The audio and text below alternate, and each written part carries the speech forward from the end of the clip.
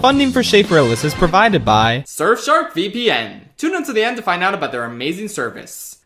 On June 12th, 2019, I uploaded my very first ranking video. Every Best Animated Feature winner ranked. This was a fun change of pace from my previous videos, which were all about analyzing and reviewing a single movie or show, as opposed to 18 of them. I remember thinking to myself, okay, that was a fun, long, and ambitious video, but I don't think I'm gonna do anything like it again. So yeah, things changed. I grew to realize that I just have a craving for ranking things. I don't know why, but it is just so satisfying to me to figure out the exact order I would categorize different pieces of art in, based on my personal tastes and feelings. I can't begin to explain myself. It's just something I love doing. Going through a bunch of different things from worst to best, and getting a chance to cover all of them in a single video is just really fun and cool to me. But with that said, something's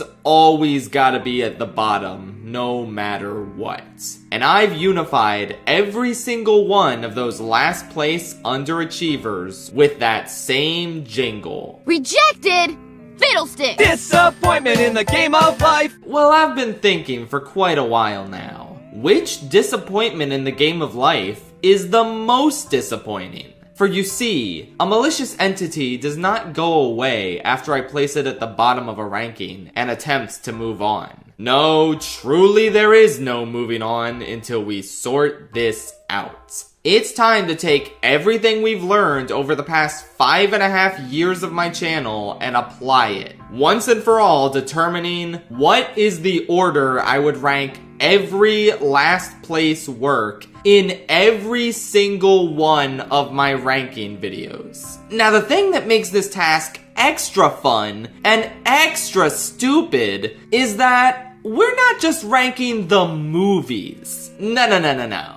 I said every ranking video. Aside from any top 10 or top 15 lists that don't really have a last place spot, everything is fair game. This includes the worst episodes of TV shows I've ranked, the worst race courses and battle mode tracks in every one of my Mario Kart rankings, the worst songs from various cartoons, the worst social links in each Persona game, the worst Disney and Pixar villains, the worst roles C-3PO and R2-D2 have played in a Star Wars movie, the worst water in a Star Wars movie, the worst crusty sound effects that plays out of a Wii remote speaker when you select a character in Super Smash Bros. Brawl. Yeah, we're ranking everything, you dumb bitch. It's Schaffrillas Generations, featuring everything I hate the most in every category. Join me on this incredible struggle to try and fit so many round pieces into square holes as I attempt to come up with a cohesive method of ranking things that, quite frankly, should not be compared under any circumstances. Without further ado, let's get this waking nightmare started. I don't think anyone is gonna get upset with this placement. The Tale of Aang is cute, filler fluff that I have no strong feelings towards whatsoever. It's fine, but it's the only segment where I start squirming in my seat waiting to get back to the great stuff. Now, I'll take any excuse to see Cabbage Man whatsoever, so I'm cool with it. But it's just a little weird to see such a jovial and whimsical segment given to Aang, who's been going through a lot these past few episodes due to the loss of Appa. Remember, at the end of the previous episode, Long Wang, or whatever his name was, directly threatened Aang about Appa. Oh, It'd be a shame if you didn't find your bison. Aang still could have done those zoo shenanigans, but I would have liked it if it tied into his search for Appa in some way. Or maybe he connects with one of the animals because he sees Appa in them. As is, it's a weird little speed bump in Aang's otherwise laser-focused mission to get Appa back throughout the second half of season 2. And I feel like they could have done more with it. But hey, it's cute, so whatever.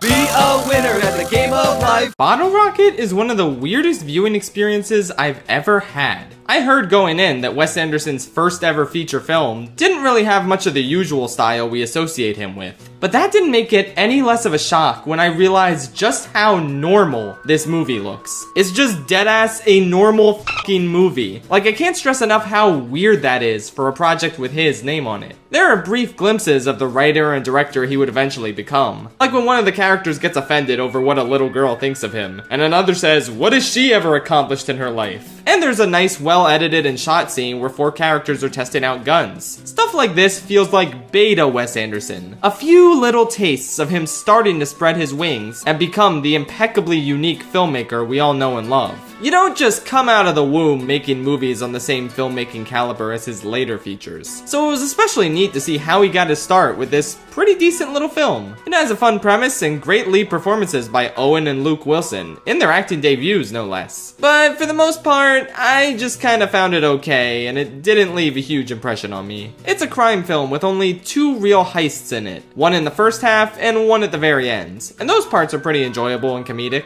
But the downtime in between is kinda hit or miss. I think there's a sweet relationship between Luke Wilson and this motel maid he meets, but at the same time, the plot really stalls when they're at this motel. The pacing in this movie is generally kind of off, and sometimes it doesn't feel like there's enough going on to justify the short 90-minute runtime. But ultimately, I like the central characters and how their relationship gets tested, and as a result, I think this is a fine enough movie. Not one I ever think I'll watch again, but it's certainly a neat novelty when compared to the rest of Wes's filmography. Disappointment in the game of life. Once again, there's no outright awful courses in Mario Kart 7, but ultimately, someone had to be on the bottom, and I don't think anyone would argue against the relative lameness of N64 Luigi Raceway. There's nothing wrong with it. It's just, when a game has this strong of a retro selection, a remade course that's just doing the bare minimum is gonna stick out in a bad way. You're able to race on these bleachers on the right now, a feature I never use. Aside from that, the hot air balloon, tunnel, jumbotron, all of that is still there. But there's nothing really special or updated about this course compared to the N64 version. I ranked it towards the middle of the pack in that game, since the tricky controls there gave a lot more value to the simpler tracks. But here, this game has intuitive controls, and you can glide on a Super Nintendo track now. What exactly is a faithful recreation of N64 Luigi Raceway supposed to offer me? Again, not bad, but not a single person's favorite track in this game.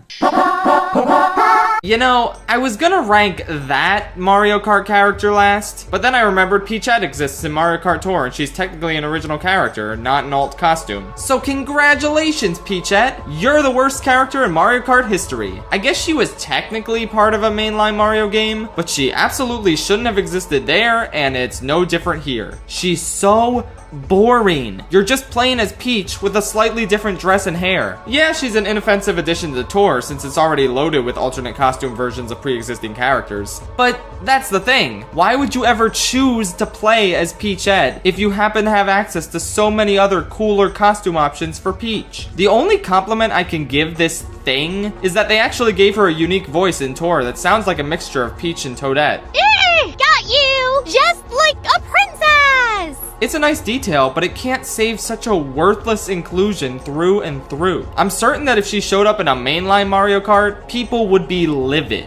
You probably don't recognize me because of the red arm. C-3PO in The Force Awakens. Wait, where the hell is he? I don't see him anywhere. Where did he go? Oh, there he is. I almost didn't recognize him because of the red arm. Why did he have a red arm anyway? And since The Last Jedi takes place directly after this movie, how come he suddenly doesn't have a red arm in that movie? Rian Johnson, you hack!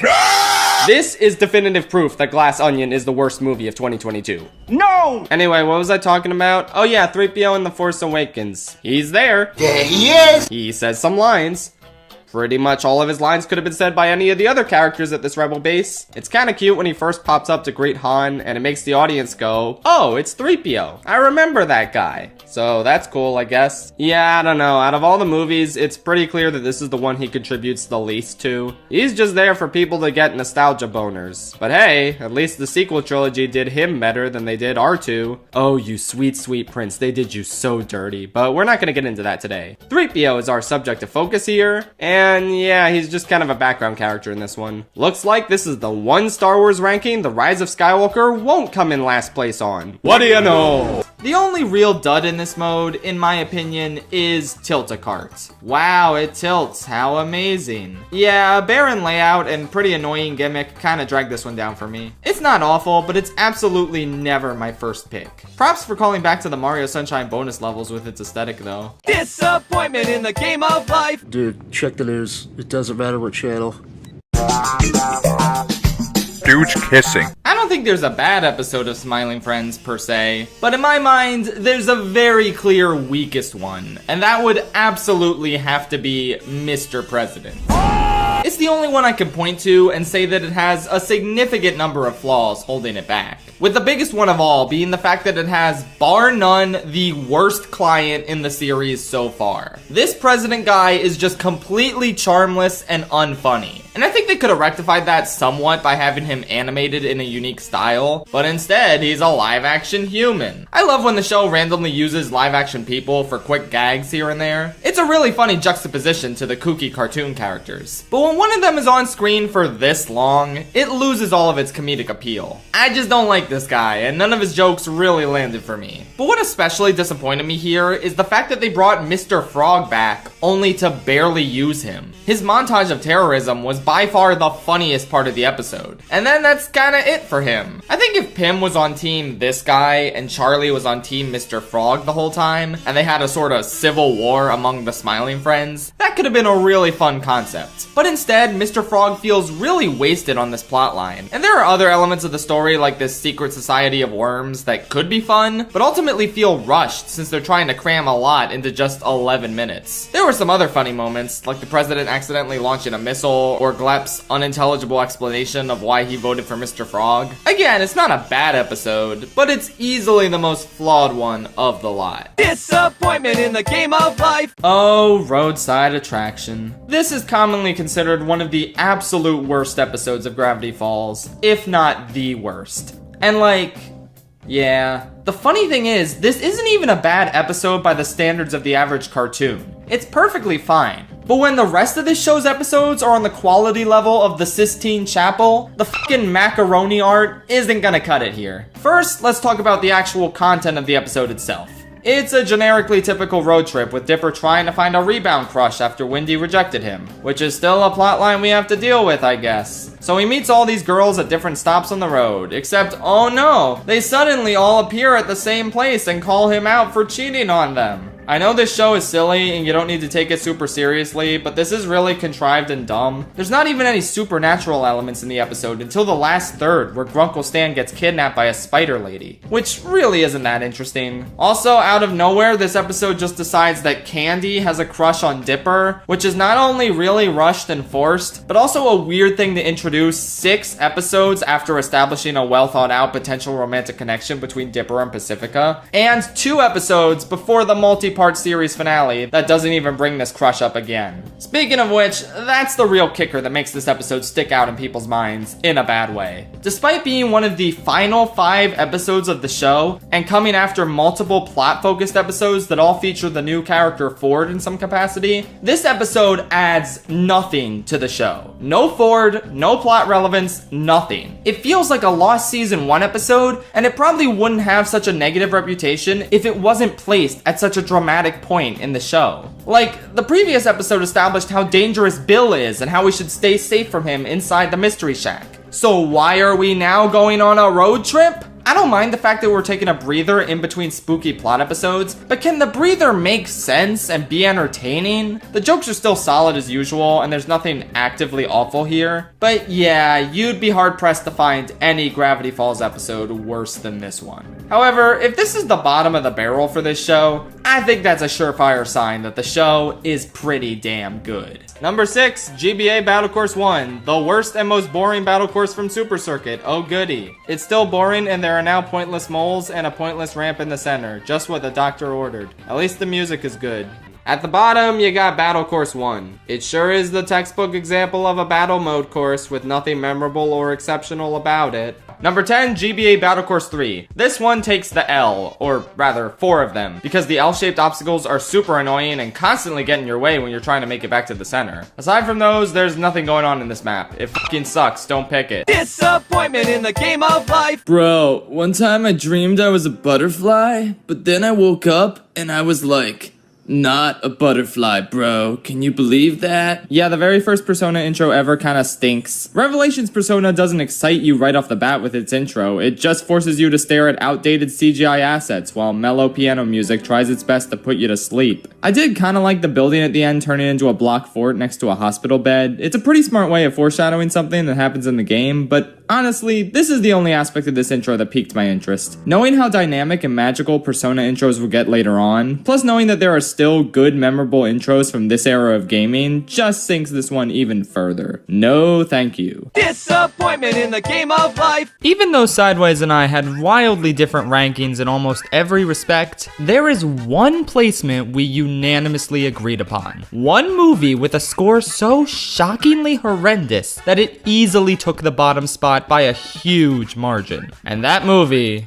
is The Rise of Shitwalker. Look, the goal of this list is total objectivity when it comes to the quality of the films these scores are attached to. For the purposes of this list, it doesn't matter that this is the worst Star Wars movie. If anything, the musical score here is way better than the movie it's attached to. But with that said, the score is still bad. Really bad. Sideways already has an excellent 27-minute video about this topic, so I'll take over here and keep it brief. This is a score that serves almost exclusively as a greatest hits medley that misunderstands the meaning behind many of the songs it's playing. I mean, there are a few things I like in here. The way the Imperial March plays when the Star Destroyers rise up was kinda cool. I like the celebration music at the end quite a bit. It's no Return of the Jedi celebration music, but it has a nice uplifting feel to it. And that final scene contains a beautiful melding of different mystical Star Wars themes. I kinda like it. Once the score kicks in during the lightsaber fight on the second Death Star ruins, it's fairly exciting. And I honestly don't hate the fact that Yoda's theme plays when Luke lifts the X-Wing. I think it's an okay callback showing that Luke is following in his old master's footsteps. Okay, that's enough nice things about Rise of Skywalker for one video, I think. God, I'm just so sick of nearly every aspect of this score. It overplays so many tracks to the point where they just lose all meaning, particularly the Force theme and Palpatine's theme. Hearing them over and over is absolutely comical after a while. I don't need to hear Palpatine's theme when they're just talking about his plan. It does nothing for me. Just cool it with the Palpatine, guys. There is such a thing as too much Palpatine. The use of the main theme when all the ships came to help was honestly cringeworthy and only enhanced the feeling of phoniness present within the actual scene. There's a ton of baffling miscalculations, like when a heroic flourish accompanies Chewbacca being taken prisoner. Look guys, Chewie's alive! Isn't this a happy moment? Oh wait, no, it's not. He's a prisoner, plus nobody actually expected him to be dead. What is wrong with this movie? But for me personally, the moment I hate the most, and there are a lot of hateable moments I won't mention because Sideways covered them pretty well, but I personally hate the use of the Force theme during the climax. First of all, if Palpatine's theme is blaring as he overwhelms Rey with lightning, you'd think the proper musical response when she gets the upper hand would be, oh, I don't know, a heroic reworking of Rey's theme? Is Rey even her own character anymore? Not only do I hate the mystical, beautiful Force theme accompanying Palpatine's face getting melted off and General Pride getting blown out a window, I hate it even more because the very last movie knew exactly where and how to use the Force theme in its climax. I'll get to that when I get to it, but here's a quick comparison. Which scene do you think the music fits better?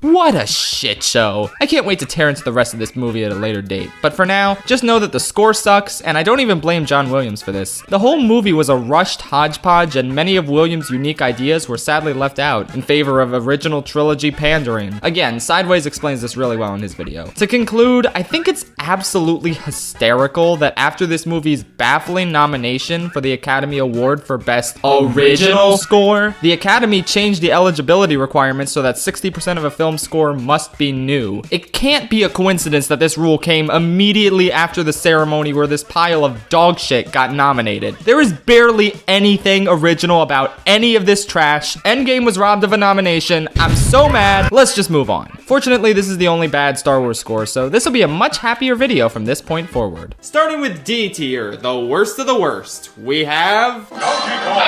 Rather infamously, DK and Diddy don't have any voice clips resembling how they sound in their actual games. Instead, Sakurai just gave them monkey noises. As a result, the King of Kongs himself just has the shittiest, most generic Wii Remote sound of all time. It stinks. There's nothing to say about it. But to be fair, he doesn't exactly have any other sound effect in Smash that would work better. Maybe a snippet of the bongo song in his final Smash? Who knows, who cares? Number 8 is Lunar Colony. Honestly, the only map I don't really like, and my least favorite across every mode. These craters can be really annoying obstacles when you're trying to hit people with items, and the layout itself is kinda cramped and not that cohesive. The weakest is Big Donut. Turns out battling on a big circle is not that fun. There's no way to get from one side to the other quickly, so you might as well just stay in the same spot as each other, or else it turns into an annoying game of chase, and yeah, nobody ever picks this one, let's be real.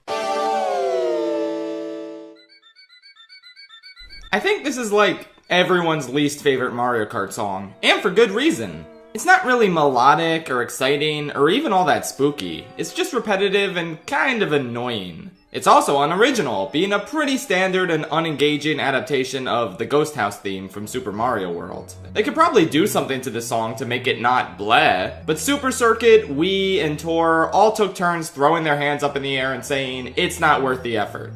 I guess the original SNES version is my favorite? I don't know, let's move on. Disappointment in the game of life. Alright, let's cut the shit. You know exactly what the bottom slot is. Tenet is...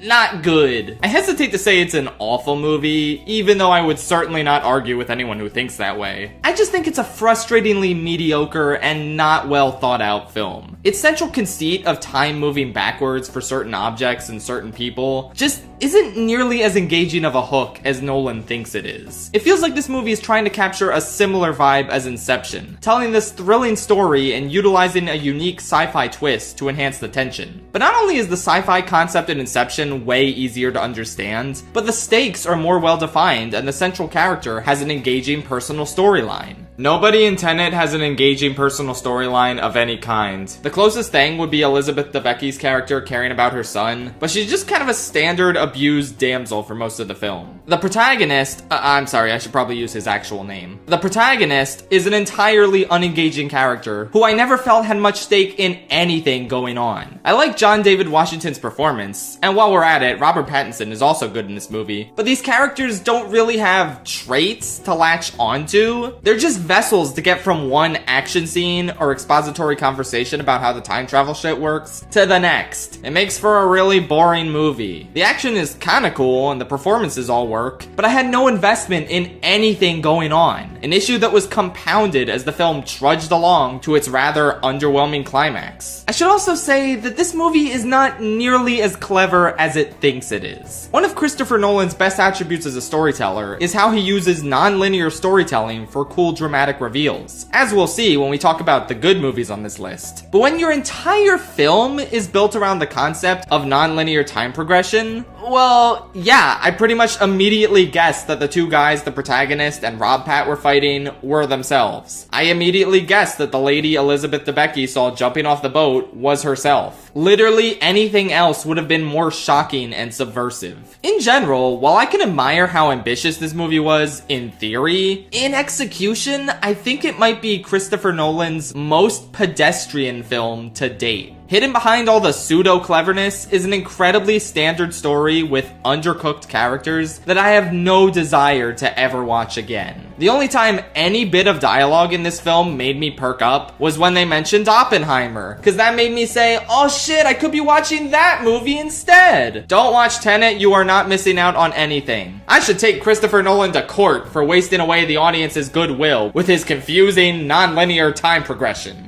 But I'm not gonna do that. He's made good movies with non-linear progression before. I'll talk about them soon. But first, we gotta cover his other biggest failure. Disappointment in the game of life. I can't believe there are people who say A New Hope is the pinnacle of the franchise when it doesn't even have good looking water. SMH. This is your GOAT, people? Really? I skimmed through this entire film for signs of water because I'm not gonna rewatch all of them just for this video. Are you kidding me? And the most prominent substantial example of water I could find was the trash compactor scene. Filthy, disgusting, grimy, ass-colored water. There's a dirty spaghetti monster living inside it. Oh god, it's all just too horrible to watch. Luke getting dragged into this filth is meant to evoke disgust from us as an audience. But this is a gross misappropriation of the concept of water in general. Water is good. It's life-giving. It's supposed to represent eternal rebirth and majesty and other positive feelings that I don't feel like listing right now. A luminous substance it is, not this crude bullshit. You'd think setting the first half of this movie on a desolate desert planet devoid of any liquid other than blue milk is setting the narrative up to deliver some truly majestic water that Luke has never seen before in his life during the second half. But instead, his first encounter with water is this gross trash substance. Awful. Awful, George. You made an awful first impression on the water community. May Neptune have mercy on your soul. Disappointment in the game of life. Wow, it's GBA Shy Guy Beach. There it is. As a kid, I didn't mind this course too much because, I don't know, cool beach level is cute. But then I sat down to play it for this video and holy shit, this course is horrible. The little round islands you have to hop between in order to not slow down are awkward. The trick ramps are tiny and unsatisfying. The cannonballs that land on the course can be pretty unfair when they come out of nowhere. And on top of that, the course is ugly. Super Circuit is a pretty good looking sprite-based game, but its visuals have not been translated over well to Wii's engine. What with the choppy water and stale backgrounds, there is actually no reason to ever pick this course. Aside from the pretty music, it offers nothing but a headache.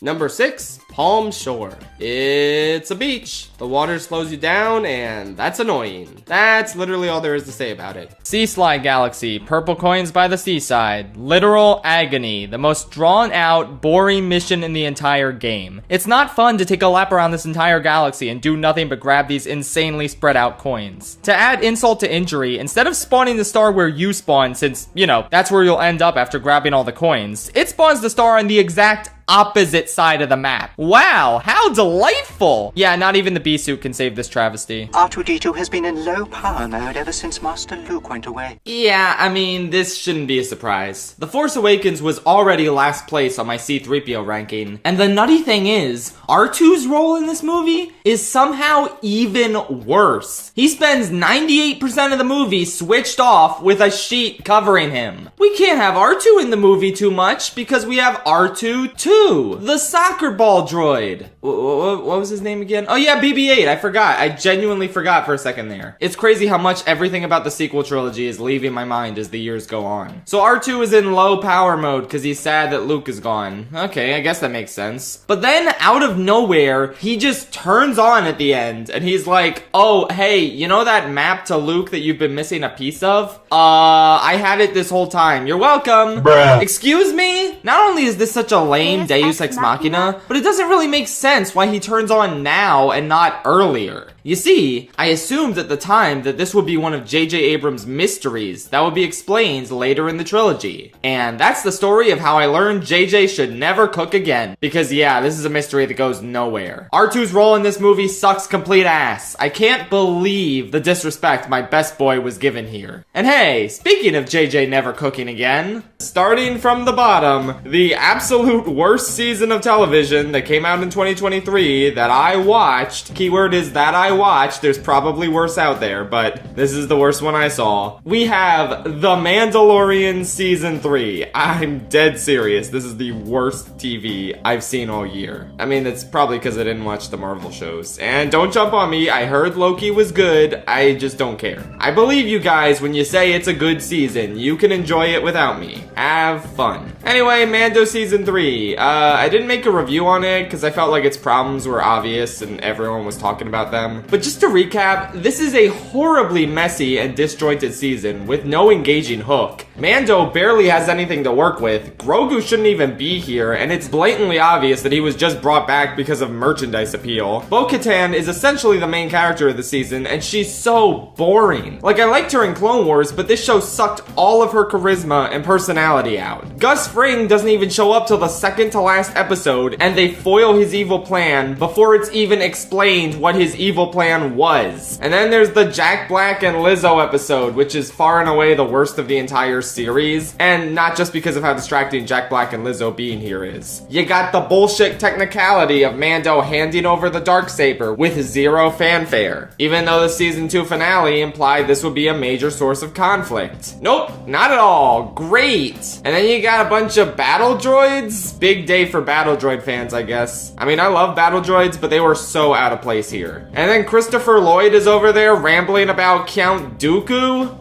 What? It is insane how much a show about a Boba Fett guy and a tiny Yoda going on adventures together is now so heavily reliant on Clone Wars. Like, how did these things get so intertwined? It's ridiculous. This season was the real final nail in the coffin for any Star Wars show that isn't Andor. Just abysmal, and you can watch a million video essays going into more detail on it. I'd recommend this one by Friendly Space Ninja. It's pretty good. So that was the worst TV show season of 2023 I watched. A disappointing season 3 after 2 pretty good seasons. Disappointment in the game of life. Oh, brother, Kenji stinks! I've never liked this social link, and nothing has changed as the years have gone on. The older I get, the less I want to put up with Kenji's bullshit. The entire link is he wants to date a teacher. That's the story. That's the whole thing. That's all his character does. He just really wants to date his teacher, I guess. Look, I know it's fairly common to be in high school and have a crush on your teacher, but to actively try and pursue them? That's really weird. And it's also weird that you don't have any option to not support this. Generally, the most negative thing you can say to him is, sure, whatever. Then he misinterprets things between them and thinks they actually are dating, and rumors fly around that cause her to transfer to another school or something. It's honestly not explained very well. But I don't know, man. I couldn't be bothered to care the whole time. He's a really one-note character at the center of a one-note storyline that isn't particularly funny, insightful, emotional. Just,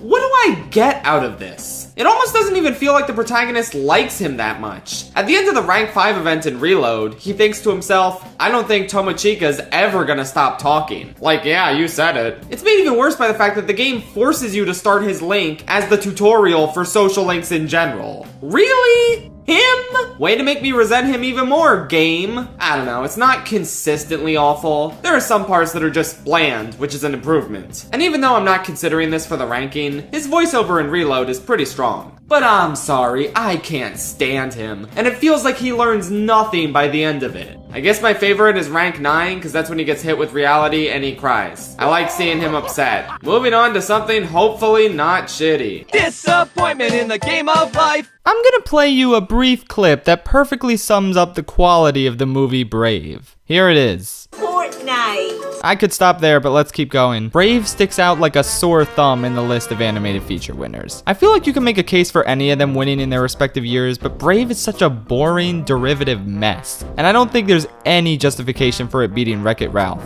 Everyone disliked that. But forget about that, Brave is just really bad. It's a generic, dumb story with a boring, dumb protagonist coupled with dumb side characters and no charm whatsoever. They copied Brother Bear. Brother Bear. Oh, I want the spell to change me mum. To paraphrase Will Smith, Genie, there is a lot of gray area in change me mum. I'll be your mommy.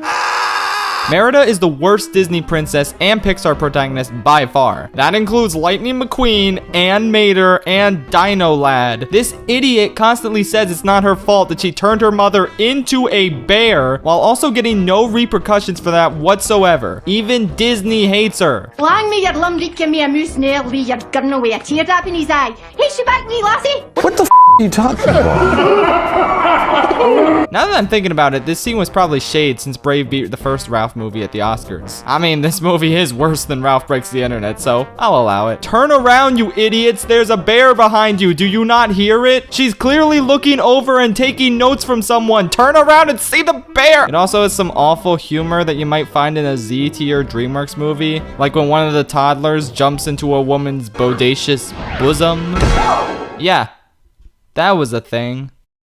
I think we can stop there, to be honest. Disappointment in the game of life. To be honest, I didn't even rewatch it for this ranking. I have nothing more to say about this movie. It's all been covered at length in its own dedicated video. Twice. But for the sake of this ranking's cohesion, let's TLDW that vid real quick. This movie sucks. It assassinates Ralph's character and turns him into a blithering man baby who freaks the fuck out all the time because his only friend, a 10-year-old child, wants to hang out with other people and do other things sometimes. Both of them are horrible friends to each other in ways that don't make sense based on how they acted in the first film. Also, instead of exploring a logical concept for a Wreck-It Ralph sequel like online gaming, they're in the internet because we have to acknowledge products, and eBay is a major plot point. And also, Google is here. Isn't that cool? I love Google so much. Amazon is here too. Wow, that's amazing. I can't even. Yes, thank you. Can you believe they got YouTube for this? I'm so happy about this. Oh, look at that. It's like Twitter because they got so Twitter first. Do you want to buy products now? Do you want to buy these now? Oh my Disney. Oh my god, that's so cool. We're at the Disney World place. Wow, Buzz Lightyear to infinity and beyond. Wow, it's Baymax. That's nice. Whoa, it's Star Wars. I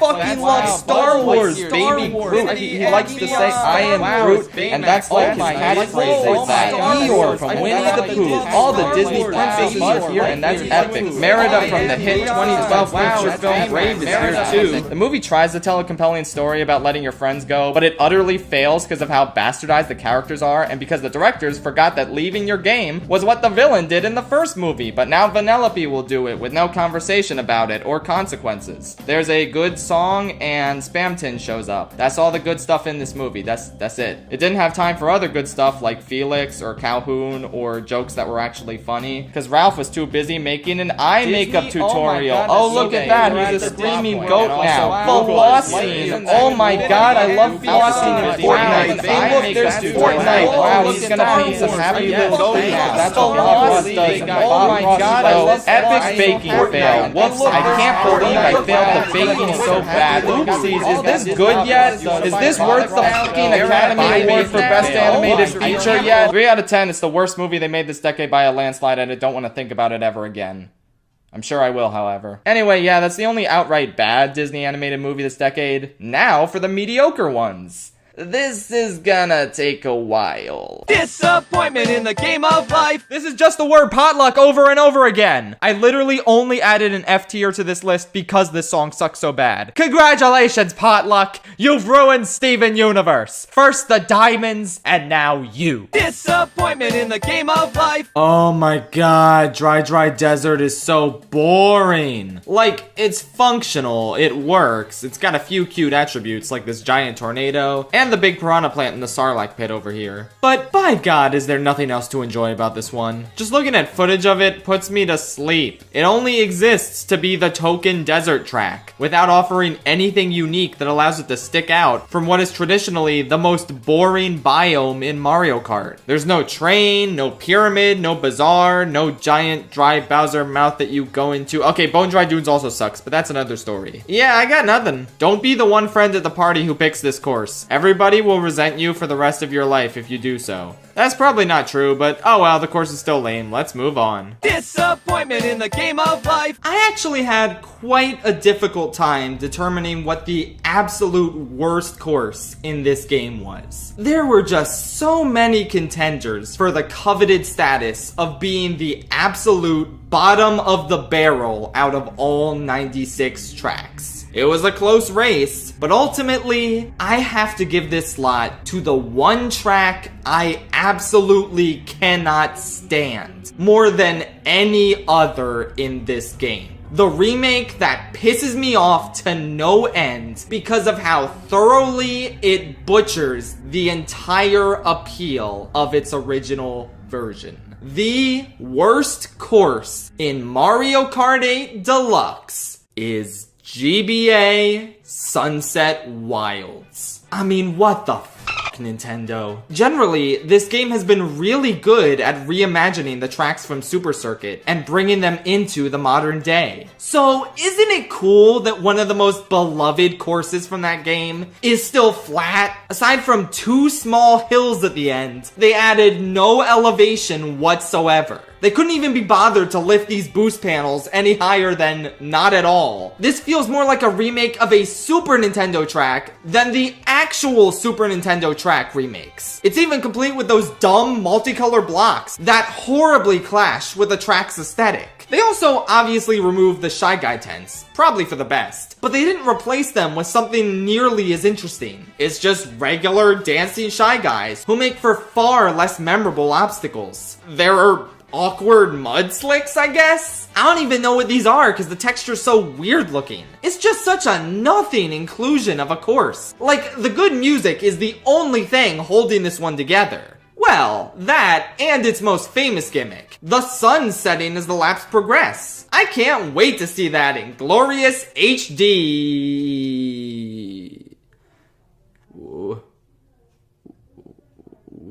Where's the sunset? Are you fucking kidding me? It's the one thing I expected this remake to have. The whole point of Sunset Wilds is that the sun fucking sets. It's like the one thing it knows how to do. The sun not only set in the GBA version of this track, but it also set in the Mario Kart Tour version of this track. You know, the mobile phone game that Mario Kart 8 ported the Booster Course Pass tracks over from. So if they could achieve this effect on a 32-bit handheld system and a mobile phone game, why in the sweet name of Shigeru Miyamoto could they not achieve this effect in an HD remake of this track released in the year of our Lord 2023 as a DLC edition to the 6th highest grossing video game of all time? But the lighting system in Mario Kart 8 doesn't allow the sun to dynamically set. Are you fucking stupid? Are you implying that the experienced programmers at Nintendo could not find a workaround for this in order to keep the most crucial gimmick intact for one of the most popular courses from Mario Kart Super Circuit? I'm gonna assume that they very well could have made the sunset, and they just didn't have enough time to figure it out because of the Booster Course Pass's release schedule. Or maybe they just never cared about including it since it still hasn't been added after Wave 6 dropped. Either way, if they knew they couldn't make this key element of Sunset Wilds work, then why the f did they decide to bring this course back? I would have sooner taken any other remake of any other course over this absolute bastardization of one of my favorite GBA tracks. I hate this remake more than words could possibly express, and I never elect to play on it under any circumstances. Unless, of course, I need to write up a detailed report of why this track is the absolute worst in all of Mario Kart 8 Deluxe.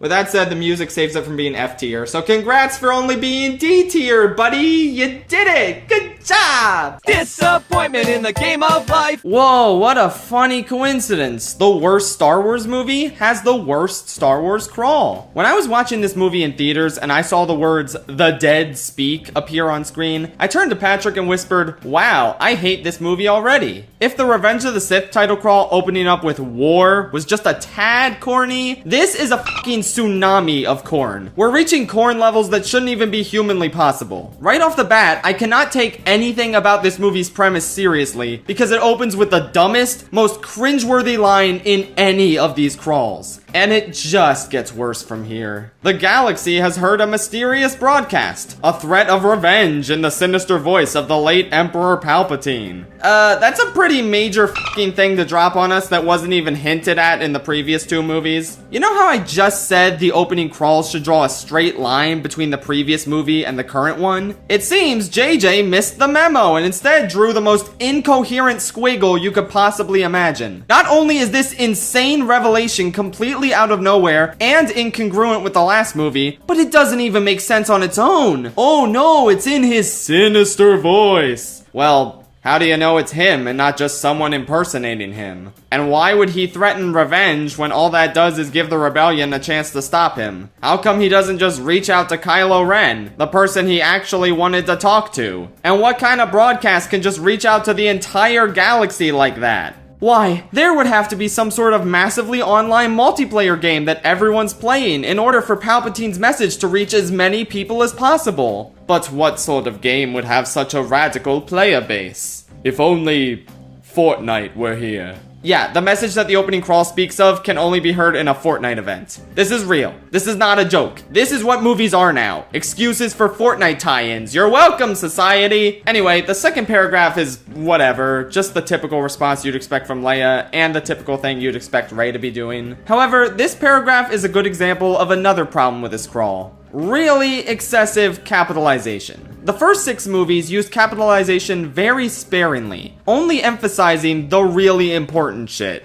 Death Star, Galactic Empire, Army of the Republic. They only turned on caps lock once in the 3 even numbered crawls, and the odd numbered ones don't use it at all. The previous 2 sequels ramped it up a bit, but it still felt restrained and impactful. They only capitalized First Order, Republic, and Resistance, aka the main factions in the galaxy. This use of capitalization could have been better, which we'll get to later, but it's not bad. J.J. Abrams himself directed a movie that uses capitalization in its crawl in a perfectly fine way. And yet, for some ungodly reason, he capitalized everything in this one. Revenge, Emperor Palpatine, General Leia Organa, Rey, First Order, Kylo Ren. This one crawl has twice as much capitalization as the entire original 6-film saga. It doesn't work. It looks ridiculous. Nothing in this text holds more weight than anything else. Nothing matters. When everything's capitalized, nothing will be. The only thing you needed to capitalize was either revenge or Emperor Palpatine, because that's where the emphasis should be. Pick one of those, preferably Emperor Palpatine, and then you're good. Why can't this movie do literally anything right? Also, Rey, the last hope of the Jedi. Just call her the Last Jedi, you fucking cowards. It'd be a cool way to connect with the title of the last film and the opening crawl of The Force Awakens that calls Luke the Last Jedi. I've never seen a single film trilogy that hates itself more than this one. Anyway, the last paragraph sucks. It's cool that they say the Phantom Emperor as a subtle reference to Phantom Menace that also fits this movie's story well, but everything else about this last paragraph is just so vague and inconclusive. Kylo Ren rages in search of the Phantom Emperor. Okay, well, where is he going and what is he doing? This last paragraph feels almost as confused as the movie does. I mean, it starts with meanwhile, even though they just used the word while in the second paragraph. Can we get a proofreader in here? But in addition, its only concern is setting up the immediate first scene of this film without considering its status as the final crawl of the entire saga. One thing I love about Return of the Jedi's crawl is how it takes the information meant to lead you into this movie's first scene and uses it to say something really conclusive about the fate of the galaxy in its last paragraph. This looks like a cringy edgelord fanfic. Oh, don't worry guys, Kylo's gonna destroy any threat to his power. Oh, gee whiz. But yeah, this doesn't feel like the opening text of an ending chapter in the slightest. At best, it's generic and vague. At worst, it actively makes me want to vomit. It's unfocused, poorly conceived, embarrassing, Horrible, putrid, poorly prepared, vile, unappetizing, and just overall miserable. So, overall, better than the movie it came from. disappointment in the game of life. I feel like most people automatically rank the track with the unfortunate, inexplicable screen shaking gimmick at the very bottom. But you know what? I'm gonna dare to be different and say that Broken Pier is even worse. Between the sharp turns, gaping holes in the floor, and downright miserable atmosphere that can just be summarized as Boo Lake but worse, this is without a doubt the most actively unfun course in the entire game for me. And on top of all that, the music sucks. Truly a miserable, borderline unplayable experience I would not wish upon anyone.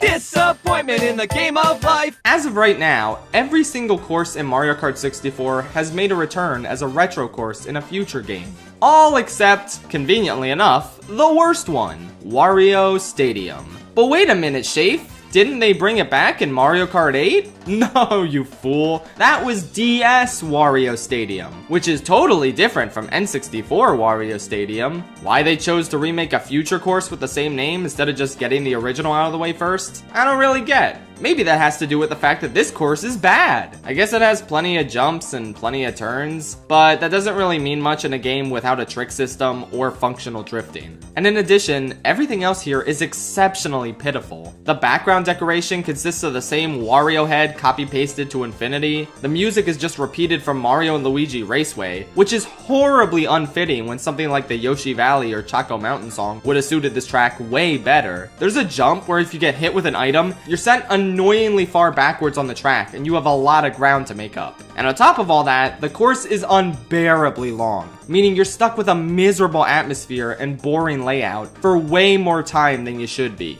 Like, I'm ready to move on to the next race by the beginning of the second lap, but it just keeps going. In spite of all its issues, however, I think it is pretty mean that they refused to bring this, and only this, track back. Like, the Booster Course Pass would have been a great time. Plus, seeing the glow-ups they gave to DS Wario Stadium and GameCube Waluigi Stadium, I think they could definitely make a really cool updated course out of this framework. Oh well, I guess we have to wait till Mario Kart 9 comes out in 2037 to see that.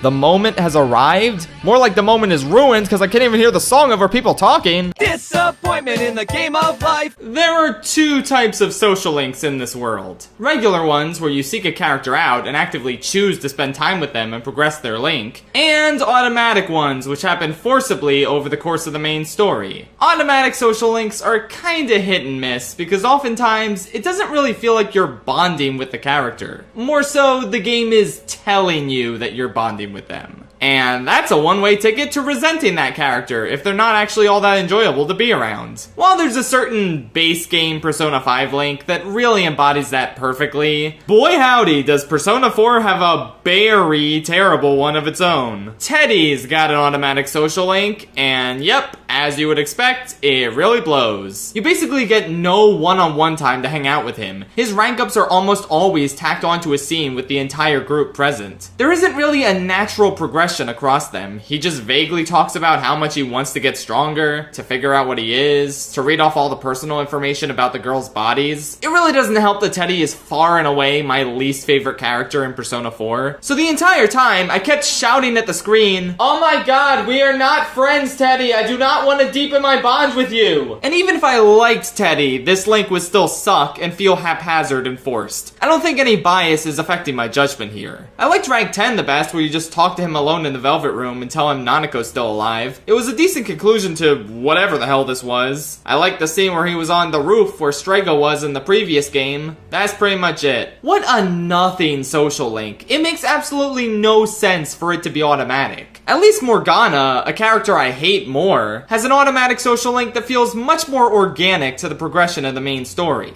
Nothing in this one is organic. There's no reason you shouldn't be able to just hang out with Teddy on your off days. Not that I would want to, because I hate him, but at least the story with him would probably be significantly less shitty and incoherent. Awful social link. I want him shot. Disappointment in the game of life. I'm pretty sure Sai Nijima is the non-player character that appears in the most social links, since every time you start a new one in Persona 5, she's gotta chime in and ask how you possibly could have gotten so good at a certain skill. Often, her theories are pretty off base. Plus, this happens so often that it gets really annoying. Honestly, I think she probably just inserts herself into other social links to make up for the fact that her own link is nothing. It's shit. She interrogates you as a framing device for most of the story, and then halfway through that, she finally starts to trust you a little bit, and the automatic social link starts. This does make for a cool moment where the game finally tells you she's not going to remain an antagonist to you forever. But at the same time, every rank up episode is basically just plot focused, without delving much at all into why she's starting to like you and trust you more. You get that a little bit towards the end of each rank up, but mainly it's plot time. Rank 6 is my favorite because it's where she really comes to terms with how in the dark she was this whole time. It feels motivated by character equally as much as plot. But rewatching this link, I was curious what the following ranks were, since even though I've played this entire game 4 times, I always forget the details of this social link in particular. Okay, seems like rank 7 is the iconic scene where you choose not to sell out your friends and also give her the phone. You know, as an aside, my friends and I always found it extremely hilarious what ridiculous lengths the game goes to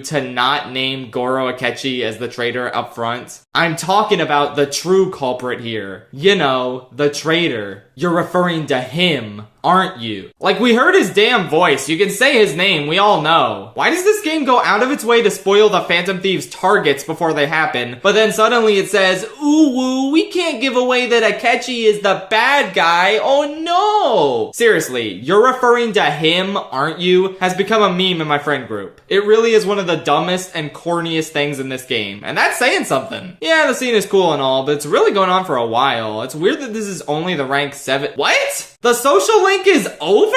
What happened to 7, 8, 9? They couldn't even commit to a full damn social link for this lady? Like, we see her after the interrogation. We could have done more ranks later on. I was gonna rank it a little higher since it seemed to be doing the best it could for an automatic social link. But f that, man. This is awful. This is not the peak of your relationship and level of trust with Sai Nijima. Why does the social link not continue through to the part where she learns about the entirety of your plan and vows to work with you? Just the worst. With that said, I'm okay that they cut the option to date her, solely because can you imagine how awkward that would be for Makoto? Imagine being a teenage girl who's kinda into this guy your age, and then finding out that he's dating your adult sister after they met during a police interrogation. That's like almost dating Kawakami levels of sketchy. And yet, if we're solely considering a quality of a social link perspective, it would probably be better than what we have now. Okay, I could rant about this one for a while, so let's move on to slightly greener, but still shitty pastures. Disappointment in the game of life. Surprise, surprise, it's Gunship Cavalry. This level fucking sucks. It was terrible in the original LEGO Star Wars, but the complete saga just made it worse somehow.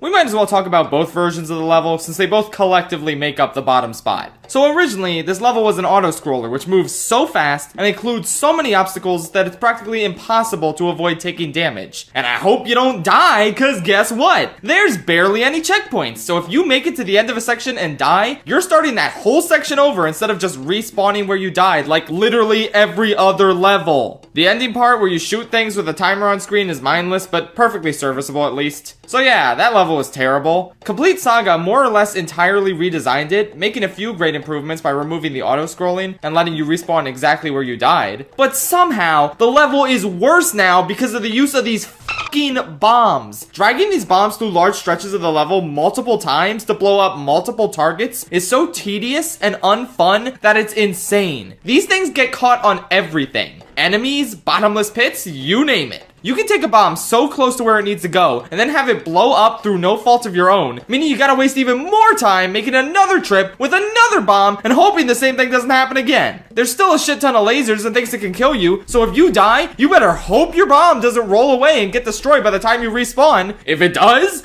oh well, get fucked. That's Gunship Cavalry for ya. Man, fuck Gunship Cavalry. All my homies hate Gunship Cavalry. That's all I have to say, because I don't want to be associated with gunship crappily.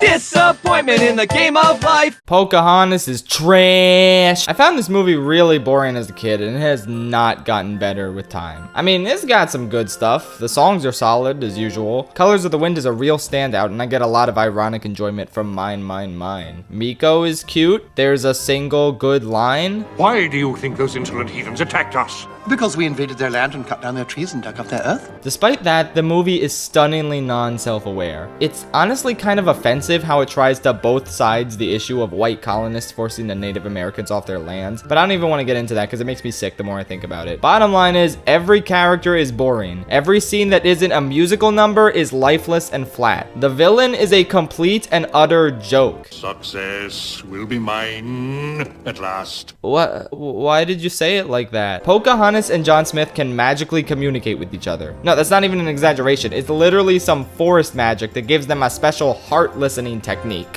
Why? The tree can talk and whip people. Okay, sure. Why does Mel Gibson voice John Smith? His voice sticks out like a sore thumb, maybe because he's not doing a British accent like all the other characters who came from Britain. Oh God, why am I talking about this movie? It's bad, you know it's bad. I can understand liking Brave or Happy Feet, but like, how do people enjoy this tone-deaf, absurdly boring piece of garbage? Just watch Colors of the Wind on YouTube and pretend it's a short film. Save yourself 81 minutes of your life that you'll never get back. Okay, moving on. Anywho.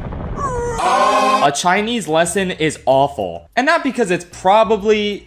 Definitely racist. It's because it's broken up into 5 different parts, all of which sound exactly the same. None of which sound good thanks to Chris's mediocre vocals, and everyone else mainly just speak singing about how disgusting their foods are. It barely even qualifies as a song, and can't be categorized as anything but a complete and utter failure. If this was a tier video, it would get an F, because it sucks so much. Okay, let's get to the not horrible stuff. It's disappointment in the game of life. So we have this little tradition on Saturday nights in a Discord server with my friends called Wheel Night. We basically scoured Tubi for as many hilarious, so bad it's good looking movies we could find. Put them all on a virtual wheel, and then we spin that wheel to determine what hopefully enjoyable garbage we'll be feasting on each night. And by sheer coincidence, right after I first committed to doing a James Cameron ranking, which included the rather infamous and not at all beloved Piranha 2: The Spawning, wouldn't you know it, the wheel landed on the original Piranha movie that I probably wasn't gonna check out otherwise, seeing as James Cameron didn't direct it. Sorry, I don't respect the Piranha franchise like I respect the Babe franchise, unfortunately. Oh well, now that I've seen them both, I can briefly say that Piranha 1 is not too bad. I thought it was kind of a fun little B-movie with some good humor and cute creature effects. It's not anything great, but I thought it was fine. Piranha 2, on the other hand, oh man, is this a shitload of ass! I would have accepted an unabashedly terrible movie that leans into the corniness and delivers something enjoyable. But the true tragedy of Piranha 2: The Spawning is that it's just really boring. The first movie felt like it went in loonier directions and had some pretty funny moments on occasion. First, you're gonna have to distract him.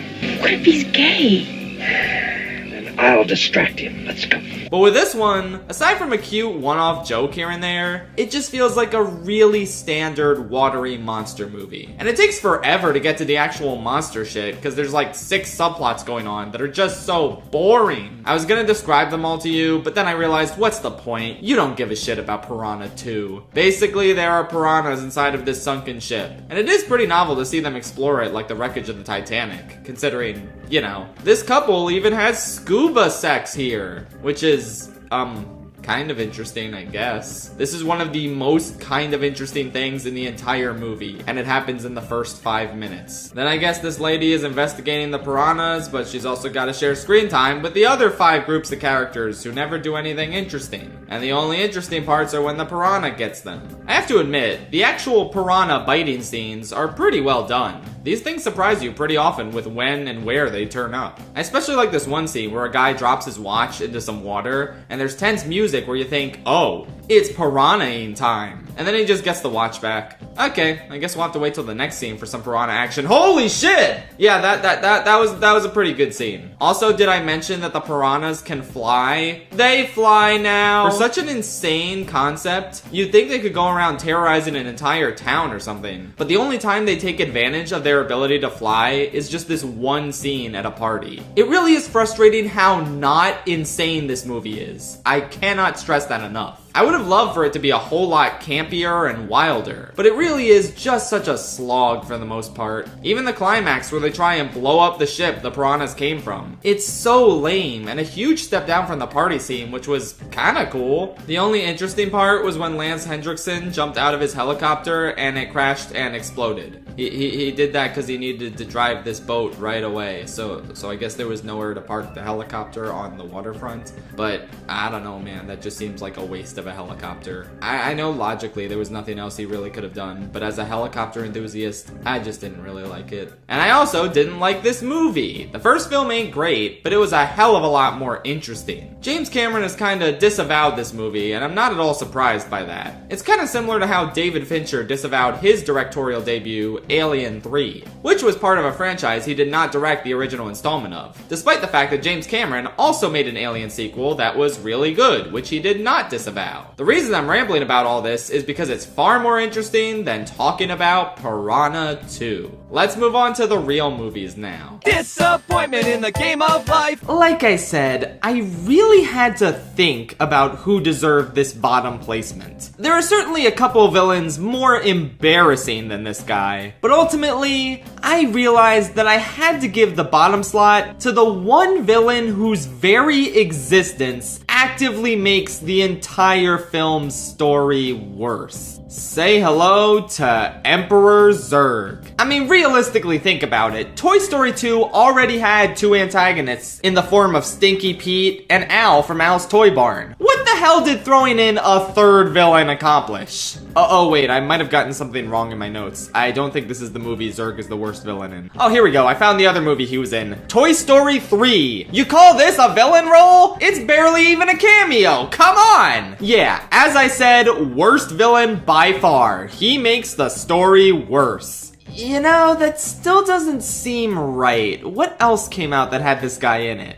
I guess there was that one fan film where it's like a hyper-realistic Buzz Lightyear, and they also copy the emotional hook of Interstellar, and most of the movie is spending time with annoying losers, and one of them is Taika Waititi, and his whole joke is that he has a pen in his suit, and he keeps wanting to use the pen, and when do you get to the climax, he uses the pen. That was the payoff. But you know what? The animation is very good for a fan film. Even so, I feel like these fans really missed the point and appeal of Buzz Lightyear. He's a corny parody of sci-fi heroes. Zurg in actual Toy Story is his father because Darth Vader parody. A ton of people saw this film and asked, why isn't Zurg his father anymore? And I think that's because if they kept Zurg as his father, that would be akin to admitting that a serious version of a goofy parody character with a goofy parody Darth Vader villain is a deeply dumb premise that never should have been made. And we can't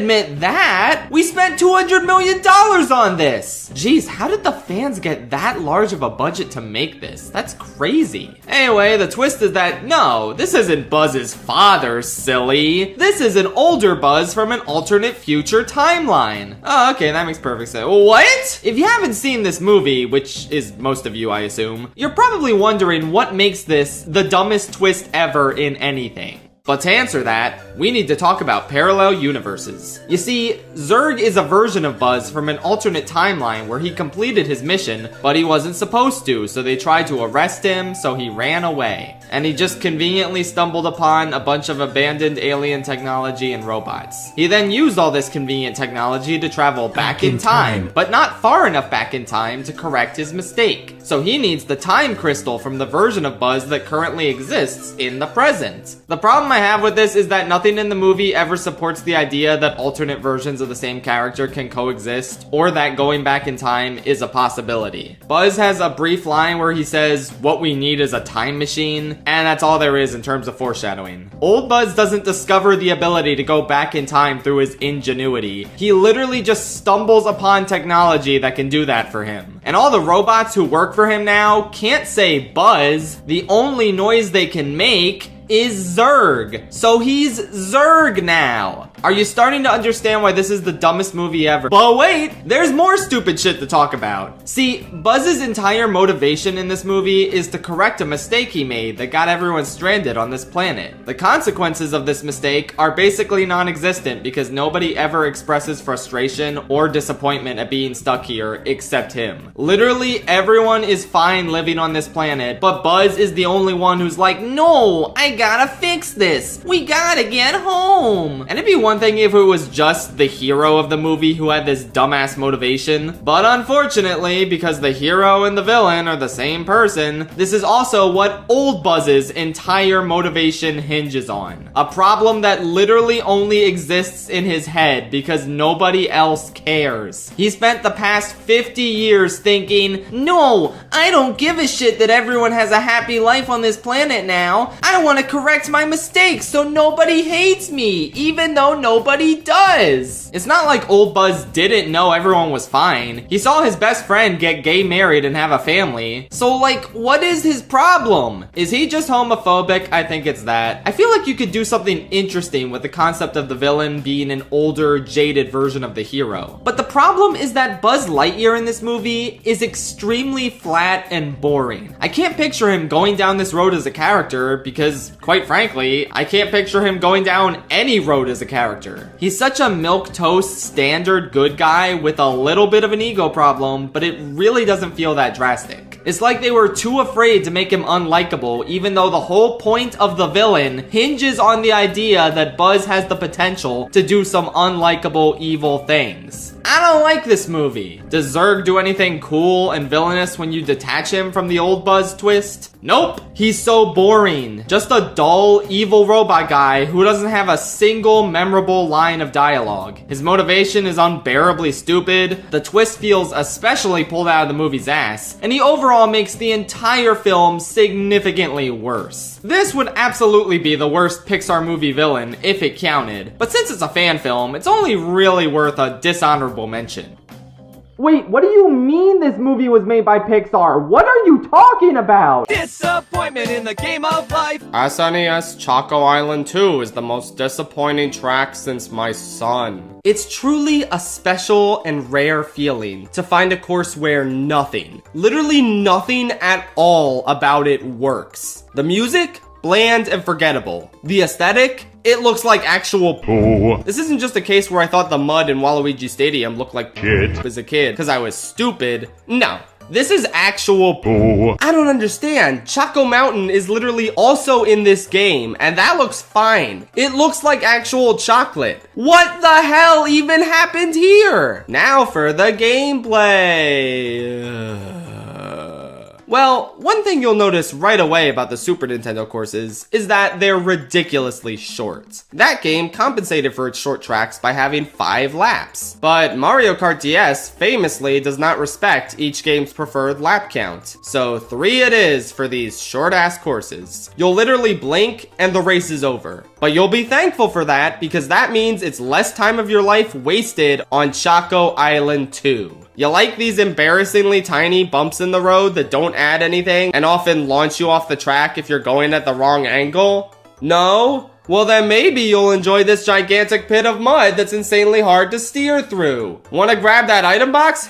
Good luck getting over to it, fucker. Every aspect of this course feels specifically designed to either aggravate or depress you. I have not ever had one iota of fun on this track. This is currently my least favorite course in all of Mario Kart. And I don't think anything from 7 or 8 is gonna top it in terms of awfulness. And Super Mario Kart better fucking watch itself in that regard. Speaking of which, there's 3 other Super Mario Kart courses we need to talk about in this game. In case you doubted me when I said this was the worst selection of retro courses in the series. Luckily, we're now on to D-tier courses. Yippee! Disappointment in the game of life. Bowser Castle 2 is the worst track in the entire Mario Kart series. Its only possible competition for this prestigious honor comes from other tracks in this very game. But ultimately, I came to the decision that it earns this spot. It doesn't even feel like a race course, just something that was haphazardly thrown together in a level editor. And before you say, well, isn't that just a symptom of being in Super Mario Kart?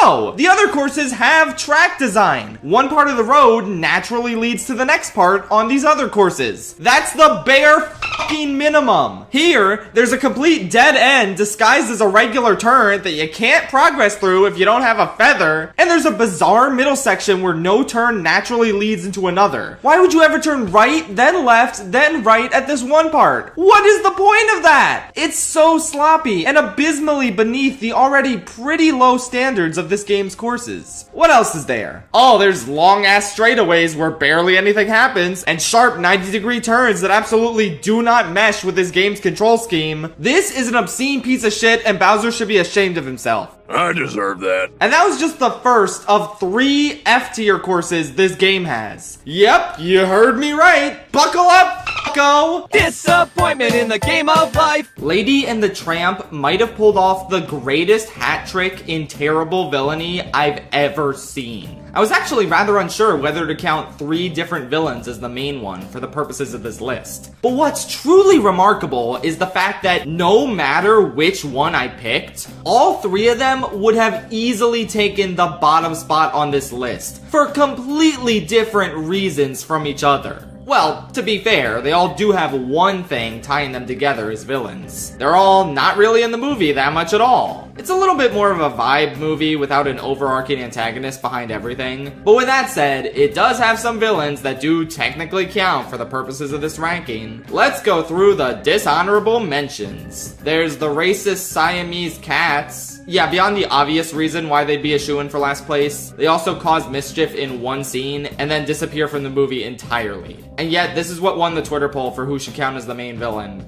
Guys, I think you might have been wrong about this one. Just a tad. There's also the rat who shows up in the final 10 minutes of the movie to attack the baby and instigate a last-minute conflict. This is a non-character with 0 presence whatsoever. He doesn't hold a candle against any other Disney villain in existence for equally obvious reasons. But ultimately, when determining the main villain of Lady and the Tramp, I landed on Aunt Sarah. Somehow the most presentable main antagonist in this film, and yet she's also by far the lamest and worst Disney villain of all time, with absolutely no competition for that coveted title. She has maybe 2 or 3 minutes of screen time, where all she does is get mad at Lady and Tramp. She wants to put a muzzle on Lady, and she calls the pound on Tramp. That's it. Those are the heinous actions of the main villain of this film. Yeah, she's a bit mean to animals and definitely a hateable enough character. Plus, she owns racist cats, which is another extremely questionable trait of hers. But come on, there's practically nothing to work with here. She's not nefarious, she's not funny, she's not memorable. She's unlikable for all the wrong reasons. Not the fun, dastardly reasons that make other Disney villains a joy to watch. And to top all of that off, she's only in a tiny fraction of the film. It is genuinely impossible for me to rank her above any other Disney villain in existence in good conscience. Obviously, there are ones I dislike more, or who are way more heavily flawed, but at least they gave me something to work with, damn it! This is a nothing character from a, quite frankly, almost nothing movie. Yeah, as someone who isn't even really a fan of Lady and the Tramp in general, it should not be all that surprising that its villain is kind of the worst of the worst, in my opinion. Fortunately, we literally can't go lower than this. Disappointment in the game of life. In a true break from Schaffrillas ranking tradition, the bottom spot on this list is so boring and so substanceless that I not only can't muster even the faintest hint of anger towards it, I don't even know if I can say that much at all about it.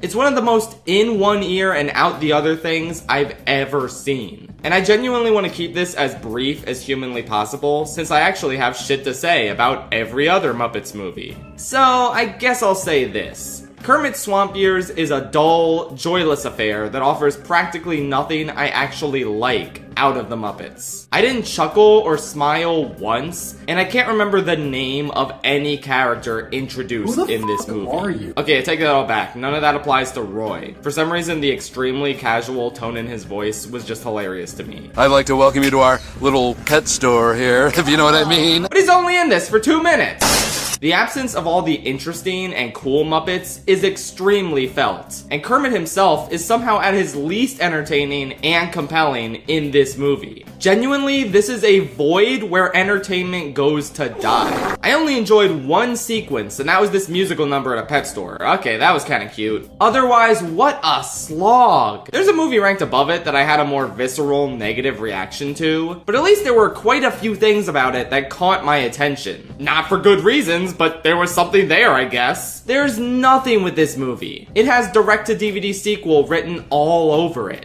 I guess this had a terrible CG fly at the beginning. Kermit meets a young Jim Henson, and just in case you couldn't tell it was him from this mailbox, they then cut to a shot of just the mailbox. You know, in case you missed it, it was pretty small in the last frame. The science teacher villain in this was so lame. He reminded me a little bit of Wanda Sykes in the Sandy Cheeks movie. Honestly, I would rather watch the Sandy Cheeks movie than this. Dude, I am really struggling. I'm like stretching this because I feel like I should delve into the reasons why I didn't like Kermit's Swamp Years, but I just don't know if I can. I have nothing to say. It's so boring. How many synonyms are there for the word boring? It's tedious, dull, repetitive, monotonous, passionless, spiritless, soulless, jejune, stodgy, quotidian, and every other adjective. If this movie was your childhood, I'm sorry. Well, thanks, James. I appreciate your genuine concern about me. That your childhood sucked and your parents should have shown you Romeo and Juliet seal with a kiss instead.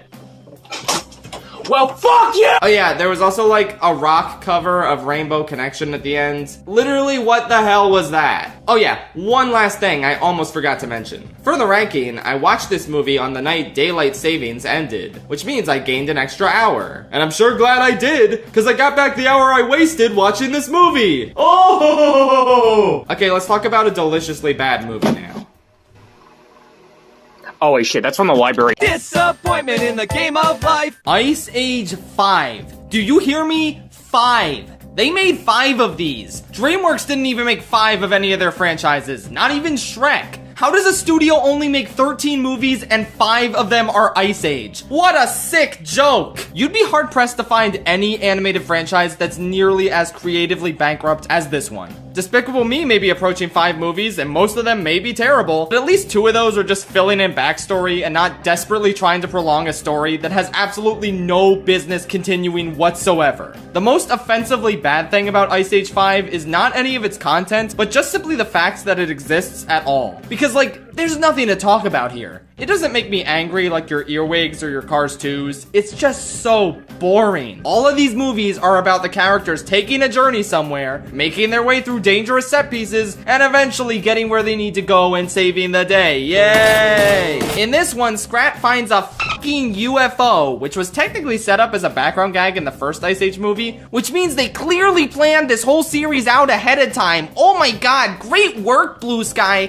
Thanks for tying the entire Ice Age saga together by doing this. Buck returns, which is kind of nice because he's pretty epic, but he also kind of drives the entire plot, leading the group and coming up with a plan. There's also these good dinosaur-ass villains who are chasing him and trying to prevent him from preventing the apocalypse because they're stupid. So the villains only have beef with him, and he's basically in charge of everything. So what does that mean the other characters get to do? Oh, nothing. Thanks for asking. Diego and his girlfriend, whose name I don't know, are upset that kids are scared of them. There is one scene at the beginning to establish this, and then it's never brought up again until the end of the movie, where the kids are suddenly not scared of them because they help save the world. Wow, what a great and well-developed plot line. Honestly, I completely forgot the Lady Tiger was even in this movie until I saw her again at the end and was like, oh yeah, she exists. Cool. Sid does nothing until they get to this magic place with a bunch of animals who are old, but use magic power crystals to be young. And the lady sloth likes him, but then he accidentally ruins the crystals and turns them all old. And the voice actors don't even try to sound old, they just have the exact same voices. Cool, good job. Manny is obnoxious and out of character because he doesn't like his daughter's fiance, which is fun because that means we got even more cliches, my favorite! It truly is amazing how they do every cliche imaginable with the daughter water character in these movies. Like, I think she deserves a medal for most cliche character of all time. Even the Scratch shit is just tired and boring at this point. Ice Age can go f*** off. They took a relatively grounded and laid-back first film and turned it into this obnoxious farce of a franchise. I am so burnt out from watching these movies that I never want to see any of them again. Fortunately, this is a franchise that has had practically zero cultural impact, despite having 5 movies that raked in billions of dollars at the box office. Nobody talks about Ice Age except when they say how much they want to kill the baby for some reason. No one gives a shit about these movies, and I couldn't be happier about that. Just put these animals out of their misery already. They deserve to go extinct. Thank you, bye. Also, don't even come at me in the comments saying I missed the Buck Wild movie. That wasn't Blue Sky. They're dead now. That was some other shitty studio. I don't have to watch it. Fuck you. Disappointment in the game of life. And the award for the worst DreamWorks movie of all time goes to...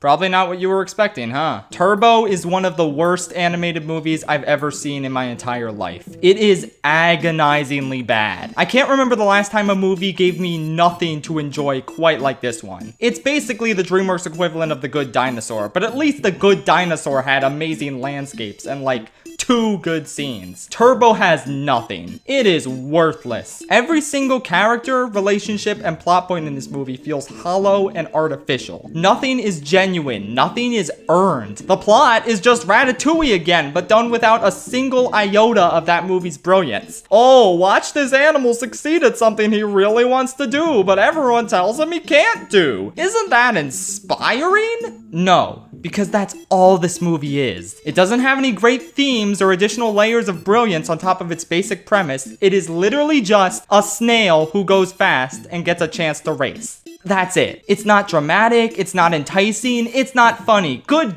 God, is it not funny? I didn't laugh, chuckle, smile, or even think, wow, that was a good attempt at a joke once. There is nothing here. The plot is hysterically predictable at every turn. There are no surprises whatsoever, which is ironic since this movie has a motherfucking twist villain. Well, okay, maybe it's a good twist villain. No, it's honestly the worst twist villain I've ever seen in a feature film. Forget Mr. That Was His Mistake or Assistant Mayor Sheepdweeb. This movie's twist villain is on the same level as the Paul Blart Mall Cop twist villain. Oh, what a surprise. It's the racer that the snail idolized for so many years. Except he's really a bad guy who never once acts like a bad guy until the big reveal scene. He tells the snail, I'm gonna win the big race and you're a loser, you stupid snail. You suck. And now that the racer has revealed that he's a big meanie head to the snail and literally nobody else, he suddenly acts like a huge jerk in front of the entire viewing world. Something he never did in any of his previous races. What the fuck? That's not how you write a twist villain. That's not how you write a fucking movie. The big race at the end is embarrassing. All the cars have crashed and this snail is super close to the finish line, but oh no, he's lost his super speed. What does he do? He just gives up. Bro, you are this close and you have no competition right now. Are you fucking kidding me? He needs a pep talk from his brother to finish the race because this is a movie for babies. Literal fucking infants. Well, gee, it's a good thing this baby movie is chock full of awful racial stereotypes as if it's actively trying to be the next Shark Tale. Well, newsflash, it will never be as memorable as Shark Tale. It's an absolute travesty that doesn't deserve to be talked about in the same breath as Shark Tale, let alone films like Megamind, Kung Fu Panda, How to Train Your Dragon, and The Prince of Egypt. I went into this marathon knowing that DreamWorks had its fair share of sucky films, and even I was insulted and appalled by the level of sheer worthlessness present in Turbo. DreamWorks, do better.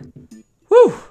I hope the next movie on the list doesn't get me as angry. Disappointment in the game of life. I mean, what the f do you want me to say? This is one of the worst sequels of all time and one of the worst animated movies I've ever had the displeasure of sitting through. It's awful by Illumination standards. There's enough to talk about here to fill up 3 whole cinematic disaster reviews, but honestly, what is the point? You know exactly what's wrong with this film. If you accept the insane premise that destroys every good aspect the original film had going for it, you're stuck with the most frustrating excitingly stupid story Pixar has ever concocted. It is astounding how bad at their jobs these spy cars are. Imagine A Bug's Life, but Flick doesn't realize he hired circus bugs even after they tell him they're from the circus multiple times, and you basically have Cars 2. Everyone in this movie is a complete idiot, to the point where it's not an exaggeration to call Mater the smartest character. As you can imagine, this makes for a completely intolerable viewing experience. Like, by intolerable, I mean this movie is worse than Turbo and Shrek the Third. Yes, Pixar has made something worse than the worst DreamWorks movies. It's like they were actively trying to make a bad movie with this one. Like, there's two other Pixar cinematic disasters that I'll talk about very shortly, but with those movies, they had incredibly troubled production histories that caused them to turn out so shitty. They were failed but earnest attempts to make a good movie. But this? No.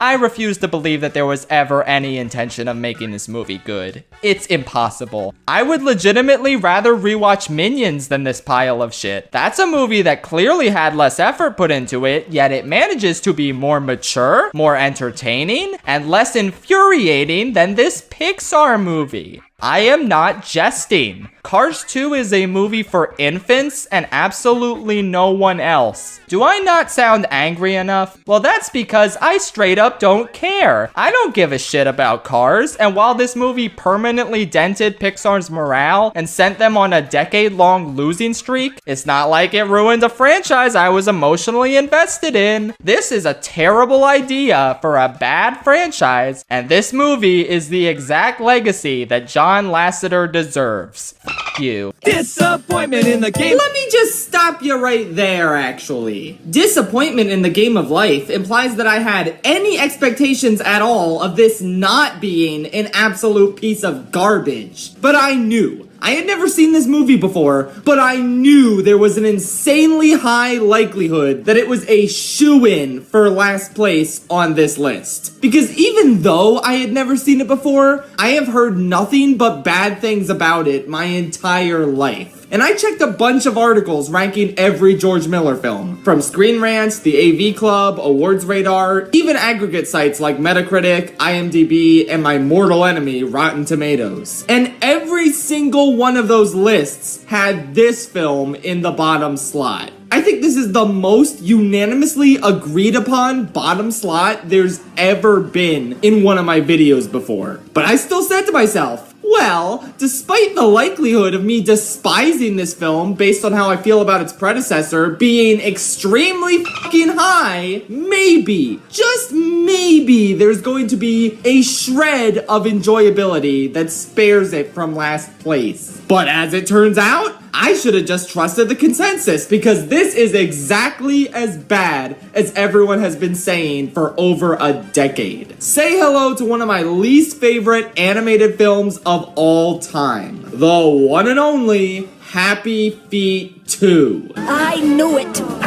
Alright, so it's hard for you to get the full scope of my feelings on this film without briefly touching on how I feel about the first one. So without spoiling too much, since obviously it'll be covered later in this video, I do not like Happy Feet. Like, at all. I've told this to friends, and they've been stunned by this development. They tell me, hey, I liked Happy Feet as a kid. Well, that's the key here, isn't it? Yeah, you liked it as a kid. I did too. I love penguins. They're my favorite animal. I thought the funny dancing penguin movie was really good and stuff. Then in 2019, I watched it for my best animated feature ranking video, and it did not hold up to any of my adult sensibilities. So please do not comment on how disappointed you are with my position on Happy Feet unless you have actually rewatched it as an adult and can confirm it still holds up for you. If it does, then awesome, I'm glad you like it. But don't let your fond nostalgic memories and nothing else cloud your judgment here. Remember, I'm not tearing into your childhood here, I'm tearing into my childhood, because I really liked this movie as a kid. So how do you think I feel about the fact that I hate it now? But again, now's not the time to go into why. Now we need to talk about the sequel, which I never saw until it came time to make this video. Is it as bad as everyone says it is? Yes, obviously. Mumble has a son now, and his son doesn't like dancing. Oh, the irony. But he gets inspired by this flying penguin influencer, I guess. And he's so excited about wanting to fly and shit. He ran away from home with his little penguin buddies, one of whom is British. And it felt like I was watching Peppa Pig as a penguin for half the movie. It was unbearable. But Mumble starts bringing them home, and then they help this asshole elephant seal, and then they're still trying to get home. And I kept thinking, oh my god, please tell me this isn't what the whole movie is gonna be about. That sounded really boring. But thankfully, they finally got home, and I immediately started to wish that the movie was about them journeying home, because the actual plot was 10 times more boring. A big iceberg showed up, and it's blocking their home, so now all the penguins are trapped, and Mumble has to catch them some fish and find a way to break the iceberg. That's it. The entire last hour of this 90-minute movie is us being stuck in this one location as they try all sorts of ways to break this iceberg and nothing works. That's the fucking plot, are you kidding me? For all of its many faults that we'll get to, the first Happy Feet at least had some scope to its story. It felt almost biblical at times as Mumble journeyed to parts unknown and appealed to the human race in order to stop overfishing and find his place in the world. It was stupid and heavily flawed, but at least it was something, you know? Something unique and grand in scale that I haven't seen before. This shit is the most tired, boring, unbearably drawn out, trite garbage imaginable. Oh, maybe we can flag down the humans and get them to help. But then a snowstorm comes and they give up. Okay, that was a waste of time. Maybe the magical flying penguin can teach them how to fly. Oh wait, it turns out penguins really can't fly, and Mumble's son had a stupid, unachievable dream the entire time. Because this guy is actually a puffin, not a penguin. Wow, great. That was a waste of time. Finally, the movie remembers that the franchise used to be about dancing because there isn't a lot of that in this movie. But then, Mumble remembers that he has Happy Feet and they start dancing to break the ice. This nearly results in his son getting killed. Is the movie over yet? Finally, he remembers he saved that one elephant seal's life earlier, so he asks him to bring all his buddies to weigh down the ice. And the baby penguin sings an annoying opera song and his voice is really annoying. And I hate this movie. I want to die. Happy Feet as a franchise basically only has two modes. Boring as shit and extremely annoying. There is a secret third option, and that is the most unexpectedly epic thing you've ever seen. But that shit is buried underneath the mountains of mediocrity, and it barely ever happens. But returning to this movie, when it isn't horribly dull, it's just irritating. The Hispanic Robin Williams penguin, more on that later, is back, and more childish and unbearable than ever. He acts really creepy and stalkerish towards a girl penguin, and eventually she's like, wow, you were so persistent, but it paid off, and now I realized I should have loved you this whole time.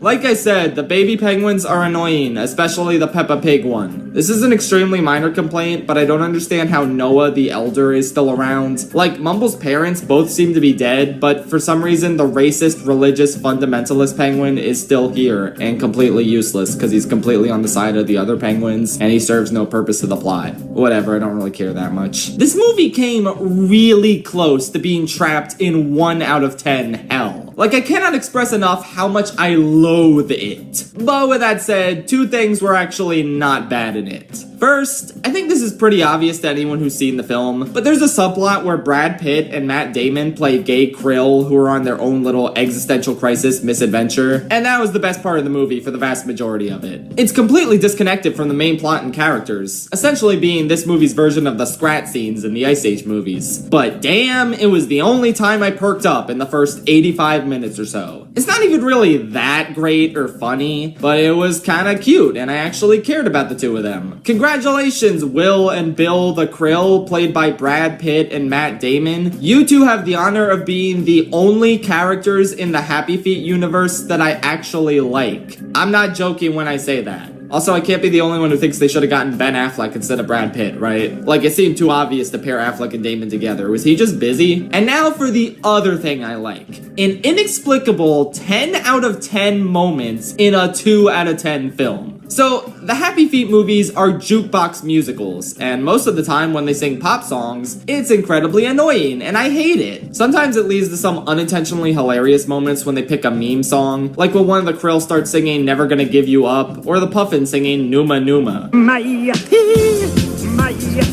That actually happens in the movie. I laughed out loud. But even though a lot of the non-meme song covers are good and well performed in a vacuum, none of them ever got me sucked into the actual plot of the film. Until this movie's climax, where they try to apply pressure to the iceberg in order to break it, and they sing Under Pressure. Haha, very funny. After I rolled my eyes at that though, something crazy happened. I actually started to really enjoy the scene. I love Queen, but it's not like the admittedly great cover of Somebody to Love in the first Happy Feet got me invested in that scene, but something about this one, just these communities of elephant seals, penguins, and krill beneath the surface, all coming together through song and dance to apply pressure to this iceberg, was just really powerful and awesome. The cinematography in these movies is admittedly really good, and the camera pans during the sequence make it come alive. That's not even mentioning the gorgeous lights of the krill, and the stellar vocals from both the baritone choir of elephant seals and Mumble's wife and son reaching out to each other through song. It's a genuinely phenomenal cover, and it adds to one of the best climaxes you could possibly ask for in a film like this. With that said, aside from that song and the gay krill, I hate every single aspect of this movie with a passion. I actually couldn't believe it was this bad, and I implore you to stay away from it at all costs. Even if you like the first movie as an adult, statistically speaking, you probably won't like this one. It's dull, it's stupid, it's comparatively scaled down, it's unbearable. Only now, after watching it, do I finally understand the meaning of George Miller's famous 100% real quotes. If you put a gun to my head and said you have to come up with a story for Happy Feet 3, I'd say shoot me. Like, I'm not memeing, that is an actual quote from him. This is not a joke. Look it up. After watching the second film, I completely understand what he meant, because there was no spark behind this dry, absolutely pitiful story. It feels like an obligation film through and through, which isn't really an applicable statement for most of George Miller's other incredibly inspired feeling works. Disappointment in the game of life. So, what is the very worst Spielberg movie? Ready Player One? No.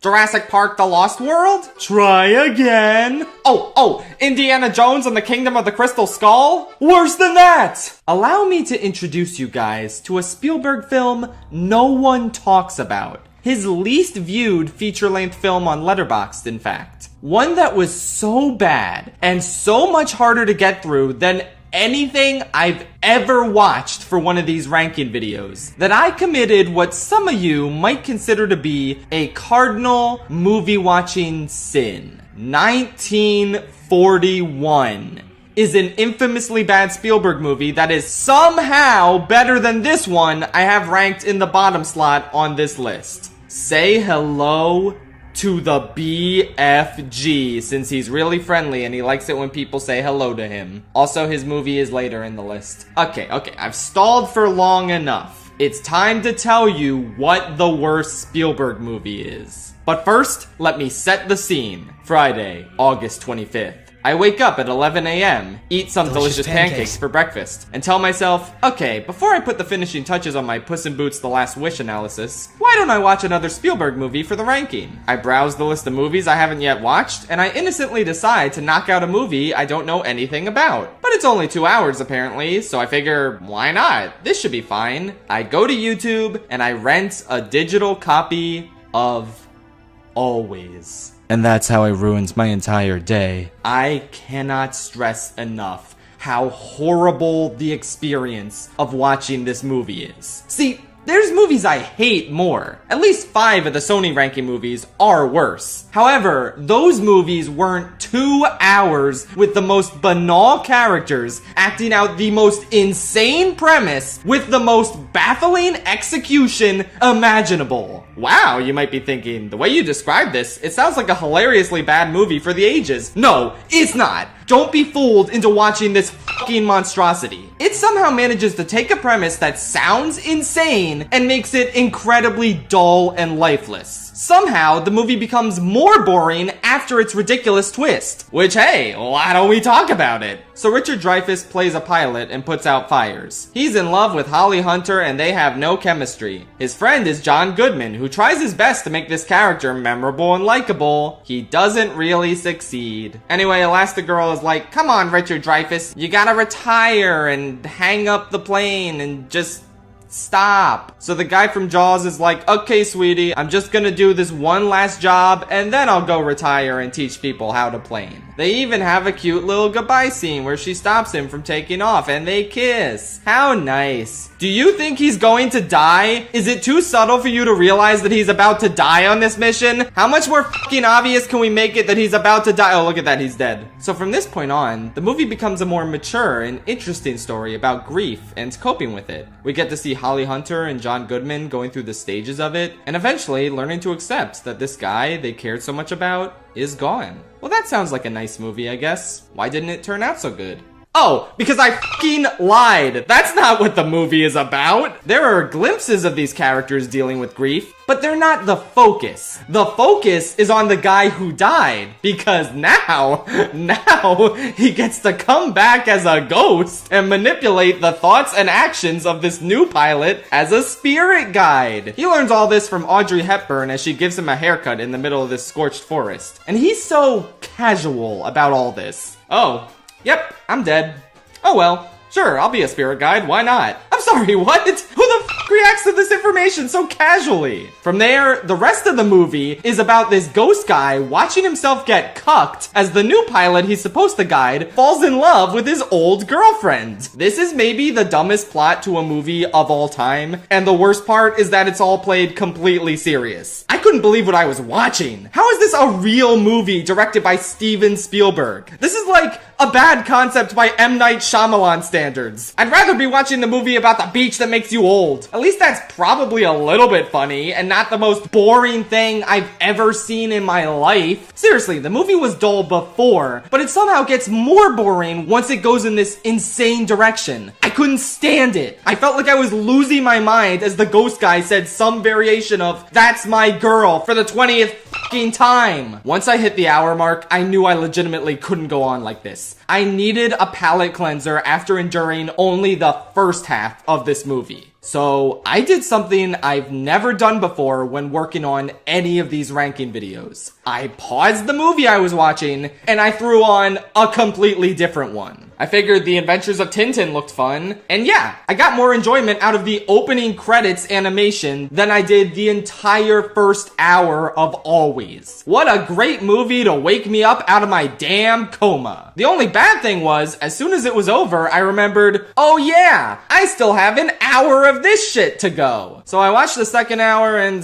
I don't know, it was still bad, but the fire effects were cool. There was one good scene in a vacuum where the guy finally accepts that his girl has to move on, and he tells her all the things he wanted to tell her when he was alive. Too bad the movie surrounding this scene was so shitty, huh? Otherwise, I might have actually felt something. And then that's it. It was a whole lot of fucking nothing that added no value to my life whatsoever. Again, don't watch it out of morbid curiosity to see how bad it is, because its biggest crime is that it's painfully boring. I guess the fact that it manages to be so boring while having this insane of a premise is a feat in and of itself. But again, take my word for it, you don't need to watch this shitty ass, creepy as hell, big budget Hallmark movie. How did this come out the same year as Last Crusade? What kind of Shrek 2 Shark Tale double feature shit is this? The good news is, this movie has no fans, so no one will get mad at me for this placement. What a relief. I'll always remember to never watch this movie again. Disappointment in the game of life. Dinosaur is the most boring movie I have ever seen in my entire life. What? My number one thought when watching this movie was, perhaps I treated the good dinosaur too harshly. That's how genuinely dull Dinosaur is. I don't even have much to say about it because, good lord, there's nothing to talk about. It's nothing but CG abominations walking walking through photorealistic landscapes for 82 minutes straight. The only worth this movie has are through its effects, which I'm sure were pretty groundbreaking in 2000, but look absolutely horrible today. The true travesty of this movie is the fact that despite the awful dated animation, the first 10 dialogueless minutes were actually really cool, with a really excellent score to boot. But yeah, the moment the characters start talking, it all goes to shit. No charm, no dramatic weight, no levity, nothing. Nothing of worth here whatsoever. This is the worst Disney animated movie I've ever seen by a landslide, but it's not even worth getting mad over. It didn't insult me with its persistent awfulness like Cars 2 or Turbo. It's just pure,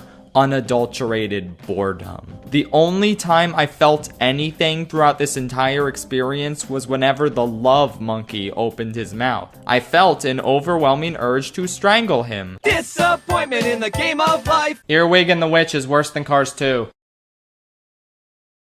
What? Every wrong decision that could possibly have been made during the production of this movie was made. Let's start with the elephant in the room. The animation. After so many stunning hand-drawn features, Ghibli finally made the jump into the realm of 3D animation, and yeah, it looks hideous. It looks worse than Toy Story, the first computer-animated film ever made in 1995. There's like one or two cool moments with the visuals, and the expressions are occasionally good at least, but for the most part, this is pure garbage. The character models, the environments, the textures, it all just looks like shit. But that's just the tip of the iceberg here. As an added bonus, the two main characters in this movie are horrendously unlikable, and they remain that way for the entire duration of the film. Earwig starts the film off as a spoiled brat who manipulates people in order to get what she wants all the time, and she ends the film off as a spoiled brat who manipulates people in order to get what she wants all the time. She learns absolutely nothing. She's the same unlikable and irritating twat throughout the entire film's runtime. She butts heads with this witch lady who treats her like garbage all the time and never shows an ounce of kindness until the very end, which, oh boy, we will get to. 95% of the movie, we just see her rudely ordering her new adopted daughter around. And yet, you're not rooting for Earwig to get back at her because Earwig is so insufferable. But you're not rooting for the witch lady either because she's a huge bitch. This movie is actual hell. I guess the Mandrake is okay and potentially interesting, but the movie doesn't ever feel like focusing on him that much, so f*** me, I guess. Another really cool, just super awesome thing about this movie is that it's the only Ghibli film I would describe as derivative. And that's too kind of a word to use. This shit is like if they took a greatest hits medley of previous Ghibli films and then ran it over with their car. Enjoy. There's a talking cat companion and witches because remember Kiki's delivery service? There's a young girl forced to work extremely hard for a mean old boss lady cause don't you love Spirited Away? Oh look, they gotta make breakfast and have breakfast together and bond as a family and the demons help with their breakfast. Because yes, I also watched Howl's Moving Castle. While disguised as a writer, I guess we needed a dash of Whisper of the Heart too. Sure, why not? Throughout this entire Ghibli ranking, I never once felt like any of their films were copying their previous ones until we got to this dumpster fire. At least Cars 2 didn't blatantly copy what came before it. At least it had good looking animation. At least it actually finished its story. This movie abruptly ends out of nowhere, with none of the character conflicts actually resolved. Earwig successfully kerpranks the witch lady and gets both her and the Mandrake absolutely furious at her with only 20 minutes left in the movie. She then goes into the Mandrake's private quarters without permission, finds out they were in a band with her mom, and now the Mandrake suddenly likes her. And so does the witch, who literally has not said a kind thing to her once throughout this entire movie. Suddenly, in the last 10 minutes of the film, it's a happily ever after now. 6 months pass and they all suddenly love each other for some reason, and everyone in the house is a slave to the spoiled brat Earwig, and her mom suddenly comes back with no explanation as to where she was or why she came back at all. Isn't that great? Fuck this movie. Its few likable elements have been done before in much better Ghibli movies. Its characters are horrendously unlikable. Its animation is insanely unpleasant. Its story is objectively unfinished. This is my least favorite animated movie of all time. If I were Goro Miyazaki, I would flee the country at this point. I would literally never be able to look my father in the eyes again. Let's all just pretend this never happened and move on with our lives. Disappointment in the game of life. Oh man, so many terrible movies. It must have been incredibly hard to pick the bottom spot on this list, right? No, it wasn't. It's not even close. The Hunchback of Notre Dame 2 is one of the biggest atrocities ever committed by mankind. Not once in my life have I ever asked myself, hey, I wonder what happens to Quasimodo next after the end of the first movie. Because it doesn't matter. He got what he wanted. He's accepted by everyone. The story is over. More than any other Disney sequel, watching this, you can just feel the creative team squirming around in the background, getting the sense that they absolutely did not want to make this whatsoever. Because really, there's nothing to work with a Hunchback sequel, and it shows. Quasimodo is the only character from the original who's given anything to do. Esmeralda might as well not even exist. The gargoyles are somehow less funny and less relevant, with far worse comedic timing, and a new song that might not be worse than A Guy Like You, but is at least on par with it in terms of badness. The George Costanza one still wants to fuck the goat. That's funny, I guess. Isn't that so funny? Aren't you laughing so fucking hard right now? Anyway, what's Quasimodo's big plotline in this epic sequel? He gets a girlfriend. He even sings the song about how nice it would be to have one. Which, you know, is the same thing he did in the first movie. And then, he didn't get the girl. But that was okay because what he truly wanted was acceptance by the community, and getting the girl didn't matter. So the entire point of his storyline in the first movie is kind of undone. Isn't that so cool? The girl is very boring. She works for a circus guy played by Chuck McGill, and he's the only source of mild entertainment in this movie because sometimes it's a little funny how much he wants to have sexual intercourse with himself. I could kiss me, but I'd fall in love. But oh no, just like Gaston, his main motivation is to have Belle.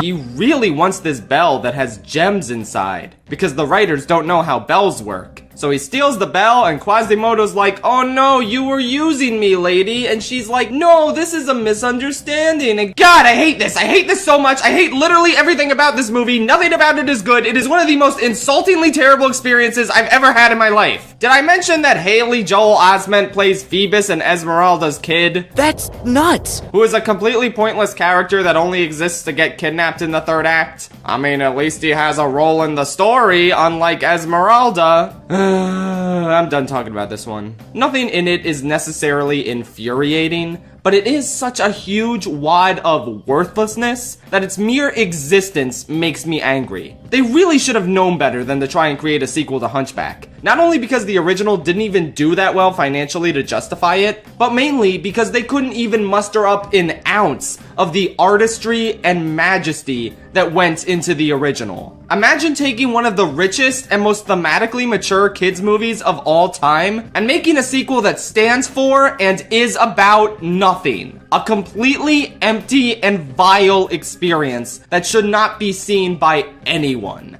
Number 8, Toad's Turnpike. Playing battle mode on this map might genuinely be the single worst gameplay experience in Mario Kart history. I can't think of anything that compares to the sheer agony of not being able to spot where your fellow players are because some dumbass Moo Moo Meadows truck is in your goddamn way. The obstacles on this course not only hinder your chances of keeping your balloons, but they also hinder your chances of ever finding anyone else to do battle with. It is the absolute worst. The sorriest excuse for a battle map ever. To the point where I don't even know if F tier accurately captures my feelings. This shit belongs in G tier. Congratulations, Toad's Turnpike. Disappointment in the game of life. Well, here we are, folks. The final curtain call. The absolute bottom of the barrel, worst of the worst Illumination movie by a massive landslide is Hop.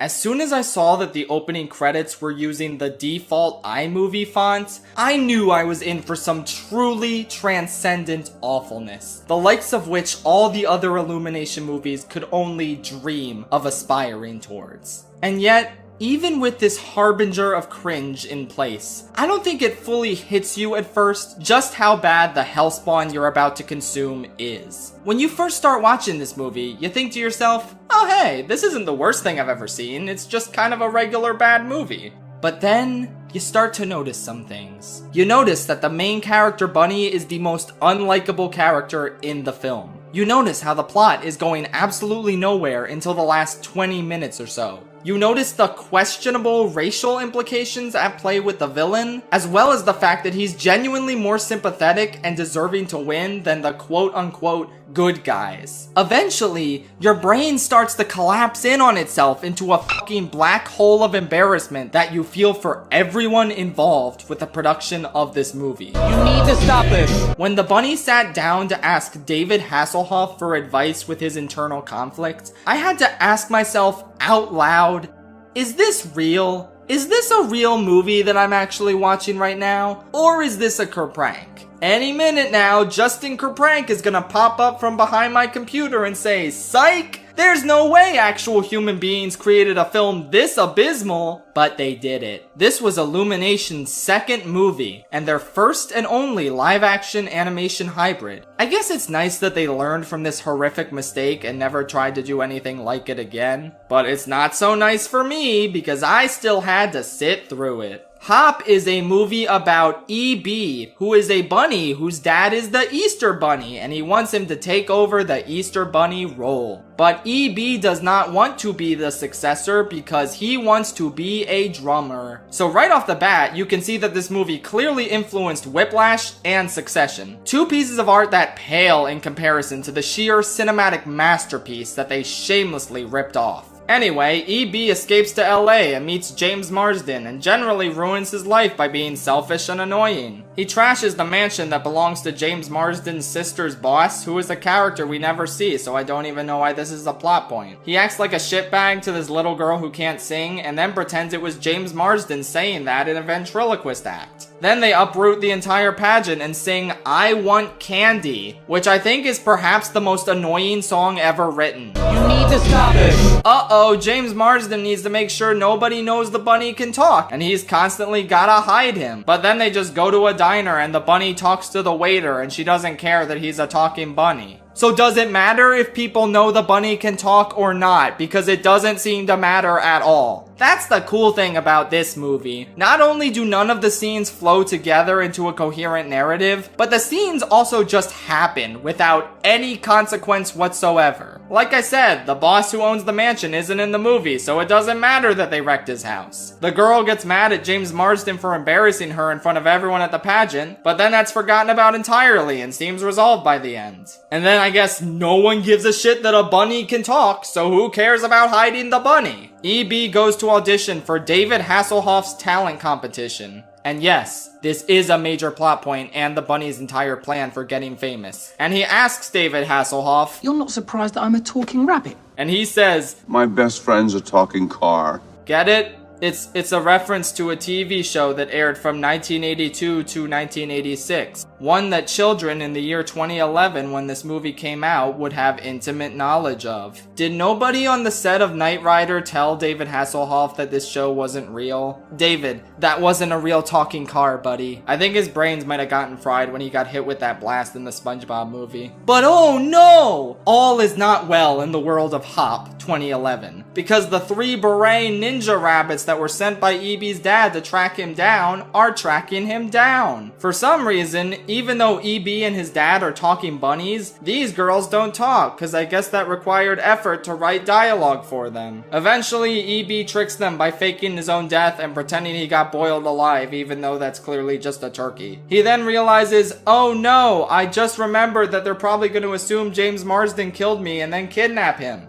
Oh well, I'm sure he'll be fine. And then he abandons James Marsden and the exact scenario I just described plays out. What a cool and likable character. Remember when the sister thought he was a stuffed animal and hugged him, and he used that opportunity to sniff her hair? What a cool character. Anyway, believe it or not, we haven't gotten to my least favorite thing about the movie yet. So the Easter Bunny employs all these chicks to make the eggs at his factory. But Carlos, the literal second in command at the factory, feels like after all these years of hard work, he deserves to take over the business. Especially since EB doesn't even want to do it. Yet for some bizarre reason, EB's dad only wants bunnies to be in charge of Easter, and won't even consider a chick taking over. By the way, the bunnies have British accents and Carlos has a Hispanic accent. So yeah, like I said, for some bizarre, unexplained reason, EB's dad really does not want a chick to be in charge of the factory. So Carlos decides that he wants to take over by force and seize the means of production for his fellow workers. But uh-oh, that's evil. So it's a good thing the good bunnies can fight back against those evil chicks and maintain control in the end, and force the chicks to do their bidding. What a happy ending. Okay, so putting aside any readings you might want to take away from the text on your own time, if you just look at what happens in the movie on the baseline surface level, Carlos literally does nothing wrong until the last 20 minutes. I'm serious. For 2/3 of this movie, he merely tries to imply to EB's dad that he should consider letting a chick take over the business. So if the movie wants him to be the antagonist, it doesn't work because he does nothing antagonistic. There's no reason why he shouldn't be put in charge of the factory, and he's trying to make that fact clear peacefully. When that doesn't work, he takes over by force, and it feels warranted because he deserves it more than this stuffy old moron and his piece of shit son. I was actively cheering when he was trying to kill EB because I don't know how you could watch this movie and not want EB to die a slow, painful death. Literally, the only bad things Carlos does is trying to kill James Marsden. Like, yeah, okay, he didn't really do anything bad, so that's kind of fucked.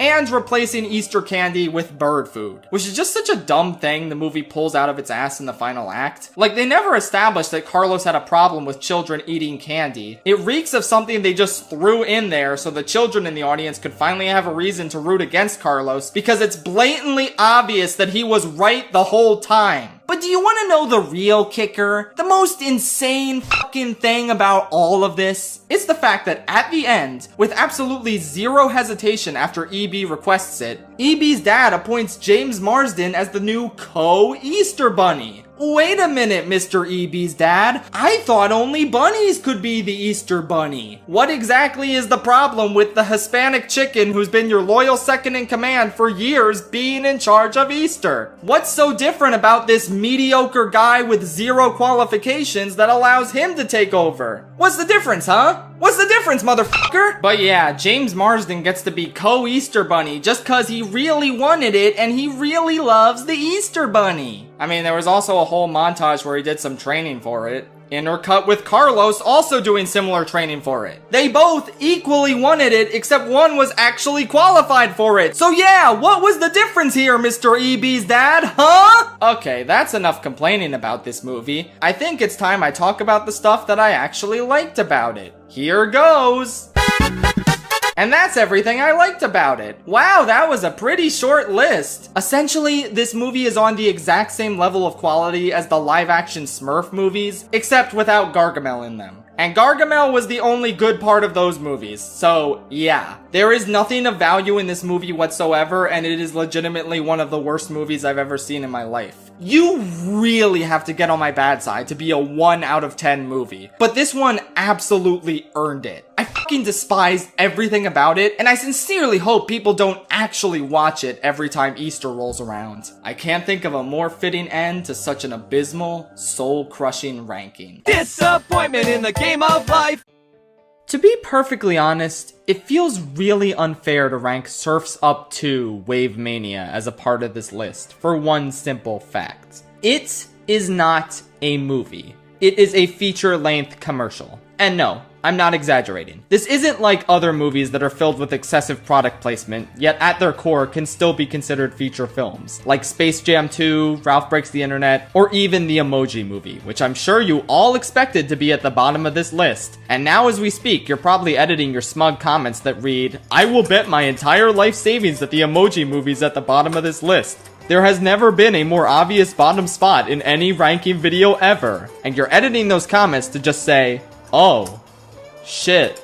You see, none of you understand the soul-sucking awfulness that is this commercial. And yes, I fully consider Surf's Up 2 to be nothing more than a commercial for WWE. This product was conceived as a commercial when WWE approached Sony regarding making a product that would help expand their brand and reach a new generation of audiences. So yeah, it is a textbook advertisement that they slapped the Surf's Up IP onto because they fundamentally misunderstood everything about the original movie. Every single element of this commercial is wrong. Spoilers for later in the list, but the original Surf's Up is pretty kino, as the kids say. It has an extremely unique mockumentary format. Like, the entire movie is presented as if it's a documentary, with shaky cam, characters acknowledging the camera crew, and just an overall vibe of authenticity. It's one of the most unique animated films I've ever seen, solely based on how it's presented. Do you think this commercial kept that framing device up, or evolved the concept in some way? Who the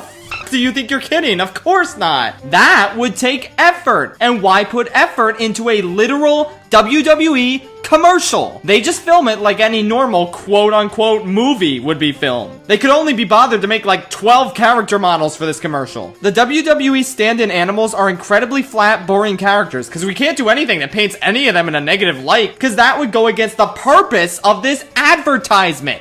But you know who we're perfectly fine with painting in a negative light? The fucking main character. Cody in this is insufferable, mainly because he straight up just is not the same character. He's an annoying prick who's overly obsessed with winning and being famous, even though the entire point of the first movie was that he learns that winning and being famous isn't important. He learned all that from his idol in a really compelling way. Oh, I'm sorry, what idol? Big Z? Never heard of him. Apparently this whole time, contrary to everything the first film tells you, Cody was never inspired to be an amazing surfer like Big Z. He was inspired by Penguin John Cena and his legion of super friends. In this commercial, Big Z might as well have never existed, and Cody's entire backstory and motivation as a character is thrown in the garbage. I have never seen a more perfect example of character assassination in my life. The writers of Game of Thrones could probably watch this commercial and say to themselves, well, at least we didn't fuck up that badly. I could tell 5 minutes into this ad that it was one of the worst things I've ever seen. But the thing that really solidified it was later in the movie, when they're sailing over lava and Cody goes out of his way to try and sabotage Tank. Which, in case you've seen the first movie, which these writers clearly did not, is the thing that Tank does to other surfers because he is the villain. But let's have our protagonist do the same thing in a much more dangerous scenario in the second installment after he's already learned a lesson in the first installment. And that valuable lesson he learned in the first movie was not, don't attempt to murder people in order to win a competition. Because that's something he already fucking knows!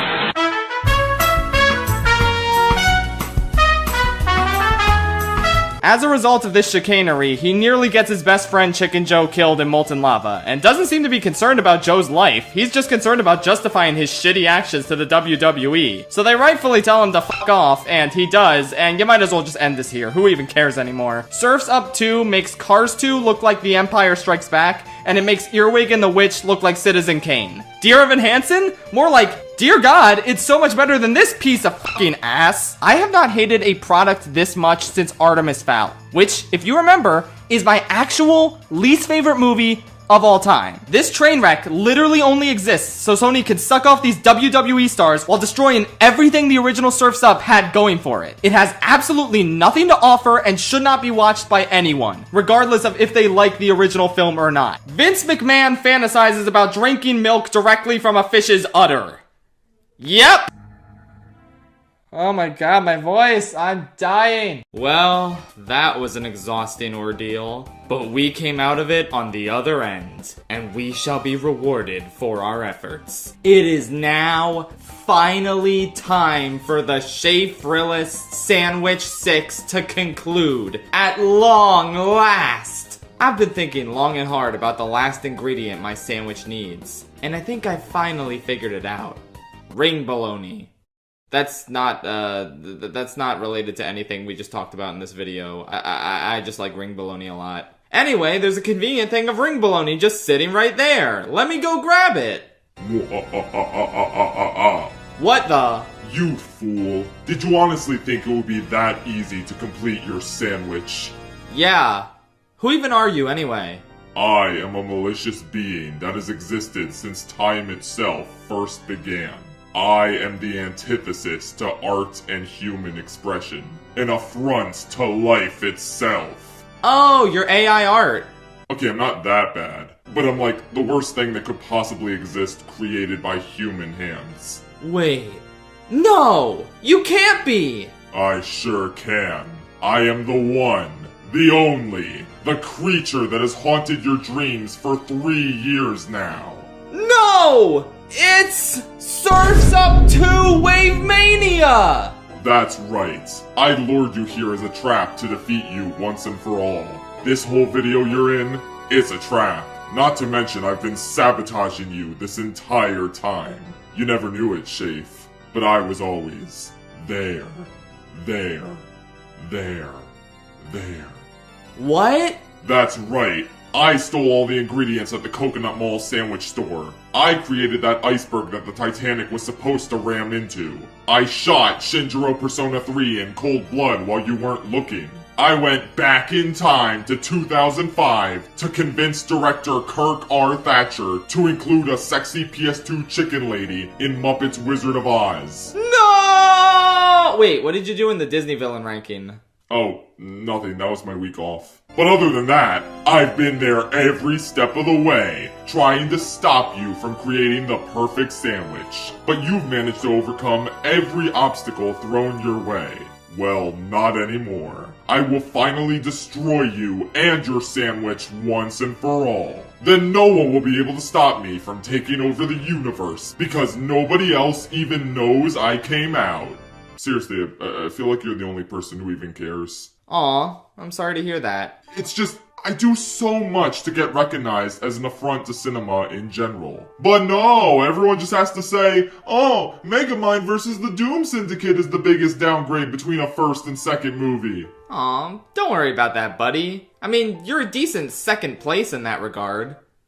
Are you serious? Well, I mean, you are a worse movie than Megamind vs. the Doom Syndicate, but I feel like the gap is a little wider, because the first Megamind is a little bit better than the first Surf's Up. Dude, I'm pouring my heart out to you here, and you're using your dumb reviewer semantics to be like, oh, well actually, you're not the biggest downgrade in cinema history. Well, to be fair, you probably shouldn't generalize and make a statement about cinema history if your only experience with cinema is mainstream animated movies. Oh, here we go again! Mr. Pretentious over here, who thinks he's too good to only watch Disney and DreamWorks movies and nothing else. Sorry! I guess you only like more obscure films for adults, like Argyle and Red One.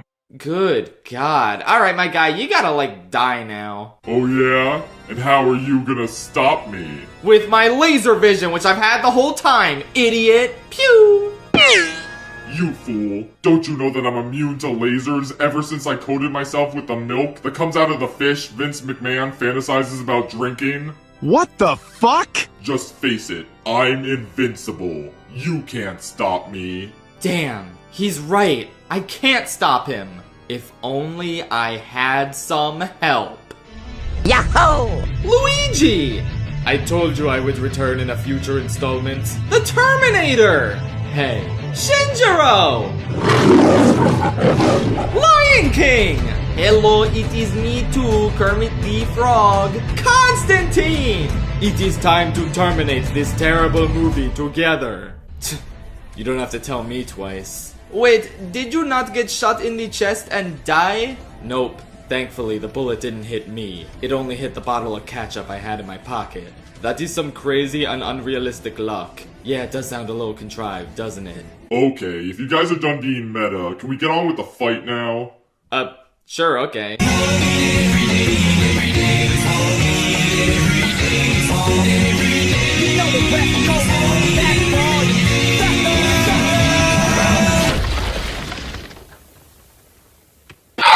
Whew! We did it! We finally defeated him. Does anyone have any ideas on how we should finish him off? I got it! You shoot him with your laser vision!